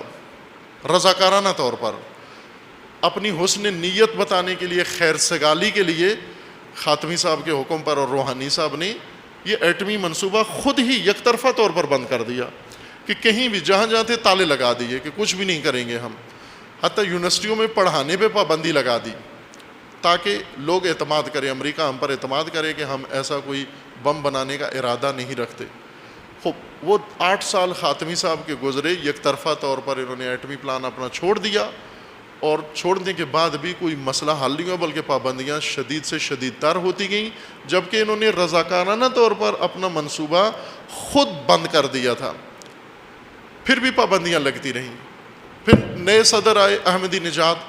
خوب انہوں نے آ کر کہا جب پابندیاں ہی لگانی ہیں آپ نے، ہم بند کیا ہوا ہے اور آپ پابندیاں لگا رہے ہیں، تو اگر پابندیوں میں ہی ہم نے بند رکھنا ہے اس کو تو ہم کیوں نہ پھر ان پابندیوں میں اپنا کام کریں. لہٰذا انہوں نے آ کر شد و مت سے اور تیزی کے ساتھ اس منصوبے پہ کام کیا اور اسے بڑھایا آگے، اور حیرتناک حد تک ایران کا ایٹمی پلانٹ آگے بڑھا اور ان کو کامیابیاں بہت سارے شعبوں میں نصیب ہوئیں جس کی یہ توقع نہیں کر سکتے تھے کہ وہ مشینیں جن کے ذریعے سے یورینیم کو غنی کیا جاتا ہے، افسودہ کیا جاتا ہے، اس کی انریچمنٹ، وہ بہت ابتدائی قسم کی مشینیں تھیں، سادہ سی. انہوں نے وہ خود بنائی اور ہزاروں کی تعداد میں ان کو لے گئے، اور انہیں یقین ہو گیا کہ اب ان کے پاس یہ ٹیکنالوجی آ گئی ہے. اور پھر اس کے مختلف حصے اس ایٹمی منصوبے کے ملک میں اندر پھیلا دیے اور محفوظ جگہوں پر پھیلا دیے. یہ ان کی حکومت کے اندر ہوا. پابندیوں کے دوران ہی، سختیوں کے دوران ہی وہ جہاں دوسرے کام کرتے رہے یہ کام بھی انہوں نے کیا ہے. لیکن پابندیوں کو انہوں نے دن بدن اور سخت کیا، ٹائٹ کیا، اس حد تک کہ ایران کا مکمل طور پر بائیکاٹ، اس کا ایک حصہ پاکستانیوں، گیس پاکستان کی سب سے بڑی ضرورت ہے، انرجی، اور گیس ایران نے لا کے پائپ اپنا معاہدے کے مطابق بارڈر پہ چھوڑا ہوا ہے، رکھا ہوا ہے، اور پاکستان ان سے نہیں لے رہا چونکہ ایران پہ پابندیاں ہیں، یا اس طرح کے اور جو معاہدے تھے وہ سب کے سب ختم ہو گئے۔ ظاہر ہے یہ پابندیاں لوگوں کے اوپر دباؤ ڈالتی ہیں، عوام کے اوپر دباؤ ڈالتی ہیں۔ یہاں پر ملک کے اندر اور ملک کے باہر جو ملتے ہیں لوگ، سگنل جن کے افکار کے باہر والوں کو یہ سگنل دیتے ہیں آپ پابندیاں شدید کرو، اور اندر سے ہم لوگوں میں احساس ابھارتے ہیں کہ یہ پابندیاں کیوں بڑھ رہی ہیں، یہ اس وجہ سے بڑھ رہی ہیں کہ ہم بے جا طور پر ایٹم کے پیچھے لگے ہوئے، جبکہ روٹی ہمیں مل نہیں رہی ہے، چولہے ہمارے جل نہیں رہے ہیں، تو ہمیں یہ کیا کرنا ہے کہ ہمارے پلانٹ چلتے رہیں، چولہے بجھ جائیں؟ نہ، چولہے پہلے جلنے چاہیے، بے شک پلانٹ ہمارے بند ہو جائیں، کوئی حرج نہیں ہے۔ اس طرح کی باتیں کر کے شروع کیا گیا ملک کے اندر اور باہر، اور پابندیوں کے اثرات ظاہر ہونا شروع ہوئے۔ خوب یہاں پر پھر ایک بحرانی صورت بنی، اس طرح سے بحرانی صورت بنی کہ اندر موجود منافق صفت لوگ اور باہر دشمن آپس میں مل کر اب انہوں نے پھر انقلاب کا محاصرہ کیا، اور بہت ہی مؤثر ہتھیار پابندیوں کا استعمال کر کے، جس کا نتیجہ تاثیر بھی دیکھ لی کہ یہ دباؤ واقعاً کمر شکن ہے، کمر توڑ رہا ہے عوام کی۔ اس بحران سے نکلنے کے لیے ظاہر ہے لیڈرشپ کا فریضہ ہے کہ ملک کو بھی بحران سے نکالے، عوام کو بھی بحران سے نکالے، سسٹم کو بحران سے بچائے۔ لہٰذا یہاں پر پھر رہبر معظم نے یہ تدبیر کی، یاد ہوگا آپ کو، میں اسی جگہ پر اس عنوان کا تجزیہ کیا تھا، تحلیل کی تھی کہ نرمش قہرمانانہ، یہ رہبر معظم کی اصطلاح ہے جو آپ نے ایک کتاب کا ترجمہ کیا ہے، سید رضی آل یاسین کی کتاب ہے، اس کا ترجمہ رہبر معظم نے انقلاب سے پہلے کیا تھا، نہضت کے زمانے میں یہ کتاب انہیں اچھی لگی تھی، صلح امام حسن کے بارے میں، اور اس کتاب کا ترجمہ رہبر معظم نے کیا، اس کا نام ہی یہی رکھا، صلح حسن یا نرمش قہرمانانہ تاریخ، اس طرح سے عنوان تھا کتاب کا۔ وہی یعنی امام حسن علیہ السلام نے ایک قہرمانانہ لچک دکھائی وہاں پر، یہ اس کا عنوان بنتا ہے۔ اور یہ بارہا عرض کیا ہے کہ کیوں امام حسن علیہ السلام نے صلح کی۔ اس صلح کے لیے امام حسن علیہ السلام فرماتے ہیں کہ معاویہ اور میرے ساتھیوں میں انہوں نے دونوں نے ایک منصوبہ بنایا خطرناک، ایک سے بڑھ کر ایک کا منصوبہ خطرناک، تو اس منصوبے کو ناکام بنانے کے لیے میں نے یہ نرمش دکھائی ہے۔ یہ عنوان رہبر معظم نے خود کتاب کا رکھا، اور سال گزشتہ جب یہ مذاکرات شروع ہوئے، یہ حکومت نئی برسر کار آئی، تو اس وقت پھر یہی اصطلاح استعمال کی، نرمش قہرمانانہ کی، اور اس سے مراد یہی تھی کہ ہم ملک کو، عوام کو بحران سے نکالنا چاہتے ہیں۔ موقع دیا گیا، مذاکرات ہوئے، ان مذاکرات کے اندر قومی مفادات، ملکی مفادات کو نظر میں رکھا گیا، اور یہ جنگ تھی، یہ ڈپلومیسی مذاکرات، یہ جنگ تھی در حقیقت جو ٹیبل پہ لڑی جا رہی تھی، اور یہ بندوق کی جنگ سے زیادہ سخت جنگ ہے۔ اس جنگ میں ذہانت، اس جنگ میں جرأت، اس جنگ میں ہوشیاری، اس جنگ میں بیداری، اس جنگ میں حوصلہ، اسٹیمنا چاہیے اس جنگ میں، کہ 12 سال یہ مذاکراتی جنگ جاری رہی، نشیب و فراز آتے رہے۔ خوب اب ظاہر ہے کہ دشمن کی چال ایک طرف سے اور ملک کے اندر موجود گروہ کے ہمکاری اور تعاون سے یہ بحران اس خطرناک مرحلے کی طرف بڑھ رہا تھا، چونکہ ان کا منصوبہ اصل نظام ولایت کو محاصرہ کرنا اور اس کو در حقیقت دباؤ میں رکھنا تھا، شکنجہ اس کے اوپر بڑھا رہے تھے عوام کے ذریعے سے۔ یہاں پر ناکام کیا گیا دشمن کا منصوبہ، اندرونی دشمن کا بھی اور بیرونی دشمن کا بھی، یہ منصوبہ انہوں نے ناکام کیا۔ لیکن اس جنگ میں رہبر معظم نے مسلسل ہدایات دیں، اپنے زیر نظر رکھا، اور ریڈ لائنز ان کے لیے مقرر کی کہ یہ کام نہیں کر سکتے ہم۔ یہ در حقیقت مذاکرات پوری دنیا کے لیے اور بالخصوص پاکستان کے لیے نمونہ ہیں. یہ نمونہ ہے. جس طرح جنگ دنیا میں جتنی جنگیں لڑی گئی ہیں یہ جنگی سلیبس و کورس کا حصہ بن جاتی ہیں. مثلا ایران عراق جنگ باقاعدہ دنیا میں پڑھائی جاتی ہے اس وقت.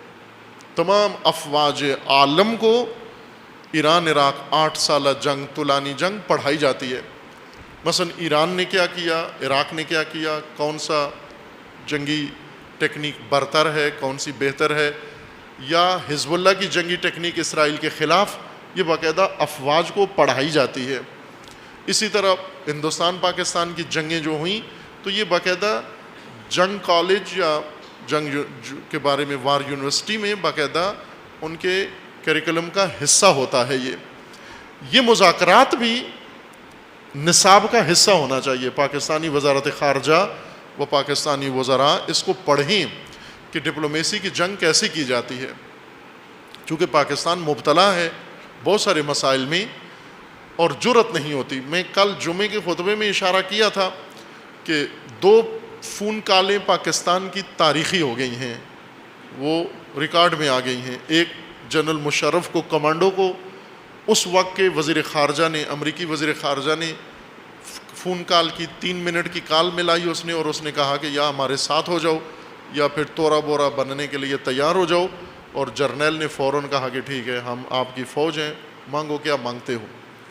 فوراً تسلیم ہو گئے اسی کال پر. اور وہ وزیر خارجہ حیران ہوا. بعد میں اس نے اپنی کتاب میں لکھا ہے کہ میں حیران ہوا ایک ملک کے پریزیڈنٹ سے کہ اس نے مجھ سے ٹائم بھی نہیں مانگا. اس نے یہ نہیں کہا کہ مجھے تھوڑا وقت دو, 24 گھنٹے دو, میں اپنے ایڈوائزر سے اور اپنی کونسل سے اور ملکی سیاستدانوں سے مشورہ کر کے آپ کو بتاتا ہوں.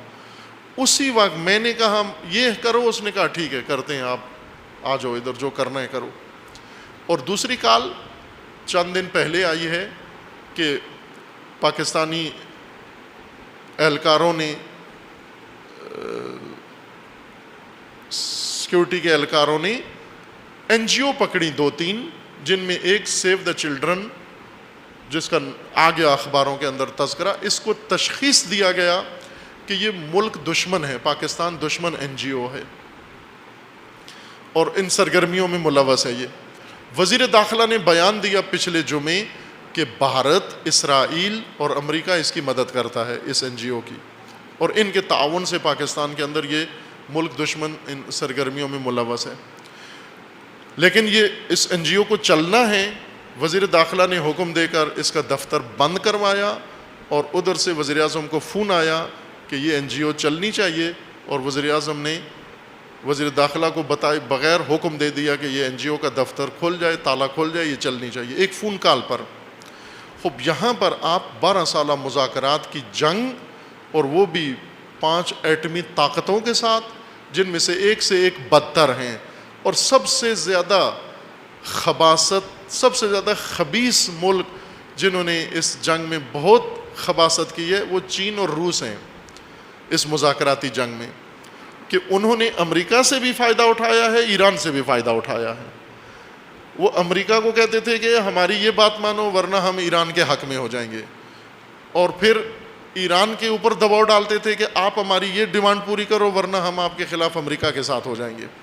اور اس طرح ان دونوں نے مفادات حاصل کیے بنیے کے طور پر. انہوں نے سیاست نہیں کی, انہوں نے تجارت کی ہے مذاکرات کے اندر, اور خوب کمایا, اور ابھی بھی کمائیں گے. یہ کمانے کے لیے آمادہ ہیں. دوسرے ممالک بھی یورپی ممالک تھے. اب توجہ کریں کہ یہ بدماش ملک ہیں, یہ دنیا کے بدماش ایک طرف اور نظام الہی کا نمائندے ایک طرف. اصل مذاکرات جو تھے وہ یہ کنٹوٹے بدماش دنیا کے ایک طرف, یا کفن چور مردہ خور علامہ اقبال کے بقول, اور ایک طرف سے نظام الہی, یا ایک طرف سے کہیں اسلام کا پرچمدار تشیع ایک طرف مذاکرات میں بیٹھا ہوا ہے. یہ بہت ہی تاریخی بات ہے کہ 12 سالہ مذاکرات جنگ لڑی گئی ٹیبل کے اوپر, اور یہ جنگ ابھی ختم نہیں ہوئی. یہ بیانیہ ہے, معاہدہ ابھی نہیں ہوا عزیزان. یہ بیانیہ ہے, ایک مشترکہ بیانیہ انہوں نے شائع کیا ہے 5 ملکوں نے ایران کے ساتھ مل کر. یہ 6 ملک ادھر تھے اور 7واں ایران تھا. انہوں نے دو طرفہ ایک بیانیہ نشر کیا ہے. ابھی اس بیانیے کے اوپر اب پوری دنیا کے اوپر بہت محتاط انداز سے تبصرہ ہو رہا ہے. اس کی مخالفت بھی ہو رہی ہے, اس کی حمایت بھی ہو رہی ہے ہر جگہ. امریکہ میں اس کے حامی بھی ہیں, اس کے مخالف بھی ہیں. اوباما اور اس کی جماعت اس کے حامی ہیں. اوباما کی جماعت میں ہیلری کلنٹن جو آنے والی پریزیڈنٹ بننے کے لیے امیدوار ہے, وہ اس کی سخت مخالف ہے. جس نے جانشین بننا ہے اوباما کا اور اوباما کی پارٹی سے ہے. اور ان کے مقابلے میں ریپبلکن ہیں, بش پارٹی, وہ بالکل ہی اس کے خلاف ہیں. جو اس وقت کانگریس میں بیٹھے ہوئے ہیں وہ بالکل اس معاہدے کو ریجیکٹ کرتے ہیں کہ یہ درست معاہدہ نہیں ہوا, اس وجہ سے کہ سیونسٹوں کا ان کے اوپر گہرا اثر ہے. اسرائیل اور سعودی عرب سب سے زیادہ اس معاہدے کے خلاف ہیں, اس بیانیے کے, کہ یہ غلط ہوا ہے, یہ نہیں ہونا چاہیے تھا. اور تڑپ رہے ہیں دونوں, سعودی عرب اور اسرائیل, یہ دونوں. ایران کے اندر بھی اس کے مخالف بھی ہیں, اس کے حامی بھی ہیں, اور پوری دنیا میں ایسے ہے, مخالف بھی ہیں اس کے اور اس کے حامی بھی ہیں. مخالفین اپنے تحفظات ظاہر کرتے ہیں, اس کے حامی اپنے تحفظات فوائد ظاہر کرتے ہیں. خوب یہ سلسلہ ابھی جاری ہے, یہ یوں نہیں کہ ابھی ختم ہو گیا سب کچھ. یہ بیانیے جو عوام کے سامنے دیے جاتے ہیں وہ کچھ اور ہیں, اور جو پیچھے دروازوں کے پیچھے سائن کیے جاتے ہیں وہ چیزیں کچھ اور ہیں. خوب ابھی آنے والے دنوں میں کانگریس نے اوباما کے اس اقدام کو کانگریس میں لے جانا ہے اور وہاں جا کر اس کے بارے میں ووٹنگ ہونی ہے امریکی کانگریس میں. ادھر سے ایرانی پارلیمنٹ نے بھی قانون تصویب کر دیا ہے کہ یہ مشترکہ بیانیہ اور معاہدہ جو ہوا ہے ویانا میں, یہ پارلیمنٹ میں آئے گا, ایرانی پارلیمنٹ میں اس کی ہر شق کو دوبارہ پڑھا جائے گا. اگر ملکی مفاد میں ہوا تو پارلیمنٹ اجازت دے گی, ورنہ اجازت نہیں دے گی. خوب یہ اس طرح سے نہیں ہوگا کہ یا ہوگا یا نہیں ہوگا, نہ, یہ ہوگا بھی اور نہیں بھی ہوگا, چونکہ یہ ایک جنگ ہے, یہ جاری رہے گی, اسی طرح سے جاری رہے گی. ایران کے اندر بھی اور امریکہ کے اندر بھی اور ان شیطانی طاقتوں کے اندر بھی. وہ پابندیاں نہیں اٹھائیں گے ایران سے, قطعاً نہیں اٹھائیں گے, چونکہ پہلی دفعہ انقلاب آنے کے بعد اتنا مؤثر ہتھیار ان کے ہاتھ آیا ہے جو ایران کو متاثر کر سکا ہے. ورنہ 3 لاکھ شہداء, صدام نے 3 لاکھ جوان شہید کیے ایران کے, ذرا برابر ایران متاثر نہیں ہوا. قبرستان بھرے ہوئے ہیں, ذرا برابر متاثر نہیں ہوا, کوئی دباؤ محسوس نہیں کیا. حتیٰ پورے خاندان شہید ہو گئے, انہوں نے بالکل دباؤ محسوس نہیں کیا. یہاں آ کر دباؤ سارے طبقات نے محسوس کیا ہے کہ دباؤ پڑ رہا ہے, کمر پہ دباؤ پڑ رہا ہے, بس کمر سیدھی کرنی چاہیے. انہیں بھی احساس ہوا ہے کہ ہم پہلے سیاسی اور پہلے فوجی اور پہلے دوسرے حربے اور ہتھیار استعمال کرتے رہے, جبکہ اصل ہتھیار یہ تھا پابندیوں کا. اور ظاہر ہے کہ وہ اس ہتھیار کو کبھی ضائع نہیں کریں گے, قطر نہیں اٹھائیں گے پابندیاں, کھیلیں گے. خوب ادھر بھی ان کو طریقہ آتا ہے ان سے کھیلنے کا. ادھر یہ ذہن میں رہے سب, چونکہ جو لوگ بھی انقلاب کے حامی ہیں, وہ انقلاب کے مددگار ہیں, وہ انقلاب کے پشتیبان ہیں پاکستان میں, وہ پوری دنیا میں, ان کے لیے بھی واقعاً سنجیدہ مسئلہ ہے, دوسروں کے لیے بھی ہے, سنجیدہ مسئلہ ہے. عزیزان, ایران کے اندر آپ کو معلوم ہونا چاہیے کہ سپریم پاور, سپریم اقتدار رہبری ہے. کوئی کام رہبری کے اجازت کے بغیر ایران میں نہیں ہو سکتا. بھلے یہ رہبری کا محاصرہ کرنے کے لیے ماحول بناتے ہیں کہ رہبر کو عوام کے مقابلے میں لے آئیں, عوام کو رہبر کے مقابلے میں لے آئیں, یہ شیطنت ہوتی رہتی ہے. لیکن الحمدللہ رہبر معظم نے ہمیشہ ان بحرانوں کو, ان فتنوں کو ناکام بنایا ہے. اور جب بھی انہوں نے تدبیر مکر کیا ہے, اللہ کے مکر نے ان کو رسوا کیا ہے, اور ہوں گے اور ہو رہے ہیں انشاءاللہ.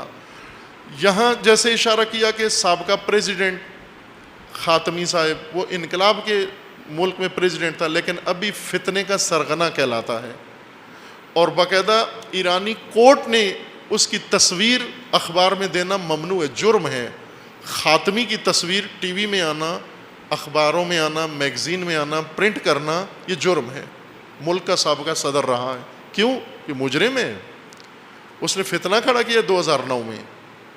اسی طرح جو دوسرے ہیں 2-3 آدمی, ان کا بھی یہی حال ہے. یہ ہو سکتا ہے کہ حکومت کے اندر کارندے, بیوروکریٹس, ڈپلومیٹ, یہ ممکن ہے کچھ نہ کچھ کریں، آگے پیچھے کریں، اونچ نیچ کریں، ان سے توقع ہو سکتی ہے، کروبی اوپر نیچے ہو سکتے ہیں، میر حسین موسوی اوپر نیچے ہو سکتا ہے، لیکن یہ سپریم طاقت نہیں ہے، پریزیڈنٹ سپریم پاور نہیں ہے، پارلیمنٹ سپریم پاور نہیں ہے، وہاں نظام جمہوری نہیں، ولایت کا نظام ہے، امامت کا نظام ہے، سپریم پاور ولی فقیہ ہے، اور ولی فقیہ کے ہوتے ہوئے اب یہ کوئی ایسا اقدام نہیں کر سکتے جو ان کی نیتوں میں ہے، چونکہ ولی فقیہ تمام مسئلے پر احاطہ رکھتے ہیں، اس لیے مطمئن رہیں تمام خیر خواہان انقلاب، تمام حامیان انقلاب، تمام دوستداران انقلاب مطمئن رہیں کہ یہ مشکل پیش نہیں آئے گی، لیکن یہ ماننے والی بات ہے کہ ظاہر سی بات ہے ان پابندیوں نے ایران کے اوپر دباؤ ڈالا ہے، اور سخت دباؤ ڈالا ہے، جنگ سے زیادہ شدید دباؤ ڈالا ہے، اور رہبر کے فریضے میں سے ہے کہ ملک کو اس بحران سے نکالیں، عوام کو اس بحران و تشویش سے نکالیں۔ اب ڈپلومیسی کا ایک راستہ ہے، یہ جاری رہے گا، جیسے اشارہ کیا یہ جاری رہے گا، یہ کھیل، یہ جنگ جاری رہے گی، انہیں بھی طریقہ آتا ہے ان سے ڈیل کرنے کا، انہیں وہ بھی عادی ہو گئے ہیں ان سے مذاکرات کرنے کے، یہ سلسلہ جاری رہے گا، لیکن اس سے جو دوسرے موارد میں، دوسرے موضوعات کے اندر جو استفادہ کیا جائے گا وہ یہ ہے کہ ایران میں عنقریب الیکشن ہونے والے ہیں، پارلیمنٹ کے الیکشن ہونے والے ہیں، اسی سال میں ایران کے اندر الیکشن ہونے والے ہیں پارلیمنٹ کے۔ اس وقت پارلیمنٹ صدر روحانی کے خلاف جو گروپ ہے ان کی ہے، جن کو یہاں کی میڈیا کی زبان میں قدامت پرست کہا جاتا ہے، قدامت پرستوں کی اکثریت ہے، ان کے اپنے بقول اصول پرست یا اصول گرا کہتے ہیں، ایران کے اندر ان کے لیے سیاسی لفظ اصول گرا ہے، یہاں قدامت پرست ہے، اس وقت ان کی پارلیمنٹ ہے، اور یہ نمائندگی کرتے ہیں اصلاح طلب لوگوں کی، ریفارمسٹ۔ روحانی صاحب یہ چاہتے ہیں کہ پارلیمنٹ میں ان کی اکثریت ہو جائے، ان کے گروپ کی، خاتمی صاحب، رفسنجانی صاحب اور روحانی صاحب کا جو گروپ ہے، یہ چاہتے ہیں کہ اس انتخابات میں یہ پاکستانیوں کے بقول کلین سویپ کریں اور تمام قدامت پرستوں کو پارلیمنٹ سے باہر نکال دیں، اور اس طرح پارلیمنٹ ان کے اختیار میں آ جائے، پھر یہ جو مرضی ہے کریں۔ لہٰذا ایران کے اندر مذاکرات کا جو اثر پڑے گا، ابھی جو زیادہ شدت آئے گی وہ انتخاباتی عمل میں ہے، چونکہ اس حکومت نے بیان دے دیے ہیں زیادہ کہ مسئلہ حل ہو گیا، پابندیاں اٹھ گئیں، اب فلاں ہو گیا، جبکہ کچھ بھی نہیں ہوا، ابھی نہ پابندیاں اٹھی، ایک بھی پابندی نہیں اٹھی ابھی۔ یہ بیانیہ ہے، 6 ماہ بعد اس کے اوپر عمل درآمد کا وقت آئے گا، اور وہ یہ کہیں گے کہ جیسا ہم نے کہا تھا ایران نہیں کر رہا، ہم نے کہا تھا یہ تالا لگاؤ، انہوں نے نہیں لگایا، ہم نے کہا تھا یہ روک دو، انہوں نے نہیں روکا، پھر نئے سرے سے یہ ماجرا پھر شروع ہو جائے گا۔ یہ کہیں گے جو آپ نے کہا تھا معاہدہ ہوا تھا ہم کر رہے ہیں، وہ کہیں گے جو ہم نے کہا تھا وہ آپ نہیں کر رہے ہیں، تو یہ دم چھوٹے گی نہیں، یہ سلسلہ جاری رہے گا۔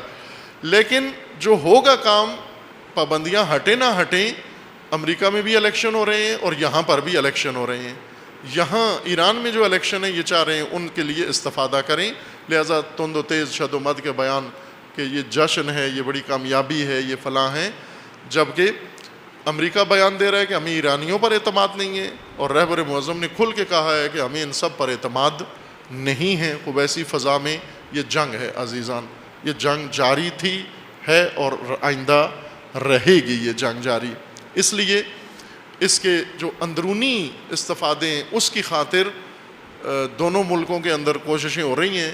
اوباما چاہتا ہے کہ یہ الیکشن وہ جیت جائے، مذاکرات کا حوالہ دے کر کہ میں نے دنیا کو بہت بڑے خطرے سے بچا لیا۔ آپ اوباما کے بیان پڑھیں روز جو آ رہے ہیں کہ دنیا کو تباہی سے بچا لیا ہے۔ کس تباہی سے؟ ایران کے ساتھ معاہدہ کر کے، یعنی ایران دنیا پوری تباہ کرنے جا رہا تھا اور میں نے بچا لیا ہے۔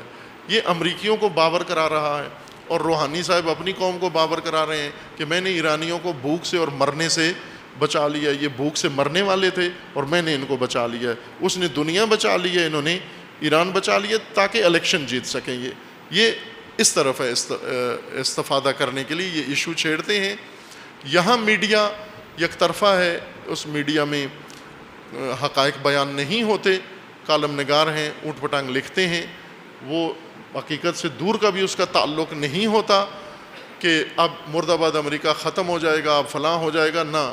رہبر معظم سے ایک جوان نے، وہ خام جوان ہر جگہ ہوتے ہیں، ایک خام جوان نے خود رہبر سے پوچھا جا کر، ہفتہ پہلے رمضان کے اندر جا کر رہبر معظم سے پوچھتا ہے کہ آغا اب یہ معاہدہ ہو جائے گا تو پھر اس کے بعد ہم مرد آباد امریکہ کہیں گے یا نہیں؟ رہبر معظم نے فرمایا کہ استکبار کے ساتھ جنگ، طاغوت کے ساتھ نبرد، اور مرد آباد امریکہ قیامت تک جاری رہے گا.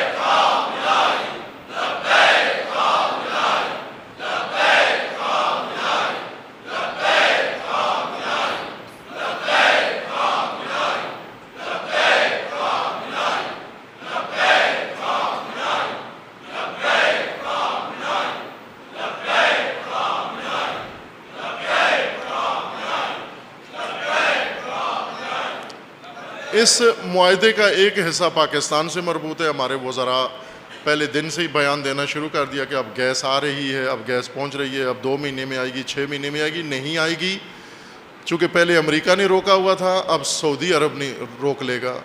پہلے امریکہ نے کہا ہوا تھا ایران پر پابندیاں ہیں اور آپ نے یہ کام نہیں کرنا، اور اب سعودی عرب نے یہ کام کرنا ہے کہ سعودی عرب پاکستان کو کہے گا کہ تم اتنے پیسے لے کے اب ایران سے گیس خریدتے ہو. تم سعودی عرب نے ابھی وکی لیکس نے ایک نیا ورژن نشر کیا ہے، سعودی عرب کے سیکریٹس. سعودی عرب کے سیکریٹس جو ہیں یہ انٹرنیٹ پر ہیں، آج کل زیادہ ان کا چرچا ہو رہا ہے. یہ تازہ ترین وکی لیکس کا اظہارات ہیں، سیکریٹس ہیں، کہ اس میں پاکستان کا زیادہ تعلق ہے. چونکہ سعودی عرب کا عمل دخل پاکستان میں زیادہ ہے، تو انہوں نے یہ کام کیا ہوا ہے کہ انڈیا کو بھی جا کر روکا ہے سعودی عرب نے کہ آپ ایران سے تیل نہ لیں. انہوں نے یہ کہا ہے کہ ہمارا جو تیل کا سسٹم ہے ریفائنری کا، وہ ایرانی تیل کے لیے ہے. ریفائنری سسٹم ہی ایسا ہوتا ہے، چونکہ تیل کی مختلف قسمیں ہیں. انہوں نے کہا کہ ہمارا سسٹم ہی ایسا ہے کہ ہم کسی اور ملک سے تیل لے ہی نہیں سکتے انڈیا والے. انہوں نے کہا کہ ہم فری میں آپ کو ریفائنری لگا کے دیتے ہیں، سعودی تیل کی ریفائنری، اس تیل کی قسم کے لیے ہم فری میں لگا کے دیتے ہیں، آپ ان سے یہ تیل نہ خریدیں. خوب، اسی طرح ایک اور وکی لیکس نے یہ انکشاف کیا ہے کہ پاکستان کی اسلامک یونیورسٹی میں انہوں نے ایرانی سفیر کو چند سال پہلے دعوت دی کسی سیمینار میں شرکت کے لیے. خوب، سعودیہ نے جا کر اوپر مل ملا کے وہ جو وائس چانسلر تھا یونیورسٹی کا، اسی کو نکلوا دیا، برخاست کروا دیا کہ یہ نامطلوب عنصر ہے، اس کو یونیورسٹی سے نکالا جائے. اب سعودی عرب اتنی پاکستان کے اندر مداخلت کرتا ہے، اخباروں میں اس کے بارے میں خبر نہیں چھپتی، تو وہ گیس کیسے لینے دے گا آپ کو؟ یہ خام خیالی میں مبتلا ہیں کہ سعودی عرب امریکہ کی غلامی سے زیادہ پستر ان بدوؤں کی غلامی ہے، کنگ سلمان کی غلامی ہے، اور ان وحشیوں کی غلامی ہے جو پاکستان کے نصیب ہوئی ہے. کہ خدا انشاءاللہ پاکستان کو اور تمام دنیا کو نجات عطا فرمائے.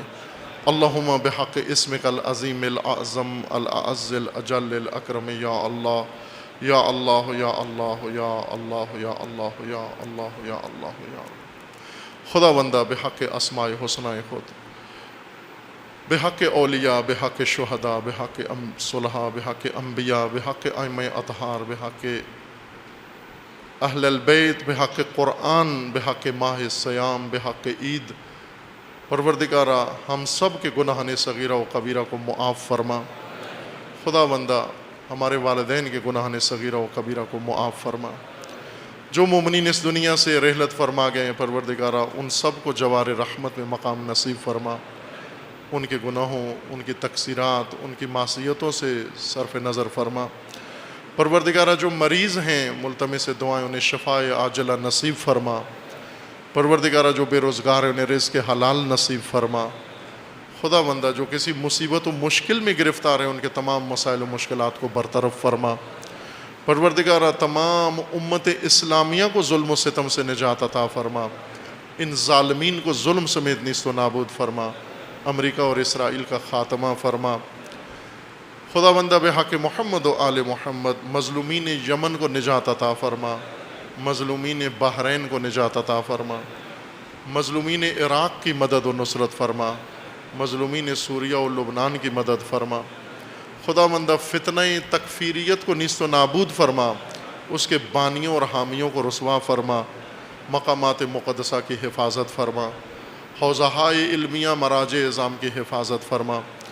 خداوندہ بحق محمد و آل محمد حزب اللہ کو کامیابی عطا فرما، تمام مجاہدین کو جہاں بھی برسر پیکار انہیں کامیابی نصیب فرما۔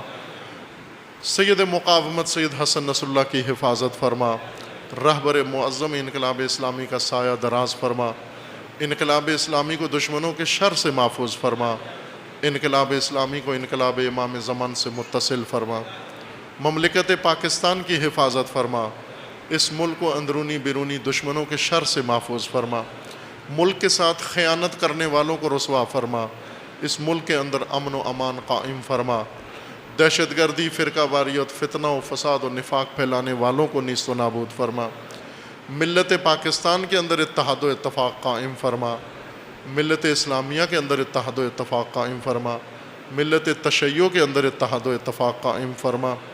پیروان امیر المومنین جہاں کہیں بھی ہیں، بالخصوص سعودی عرب میں، یمن میں، بحرین میں، عراق میں، لبنان میں، سوریہ میں و بالاخص پاکستان میں، ان کے عزت و مال و جان و ناموس کی حفاظت فرما۔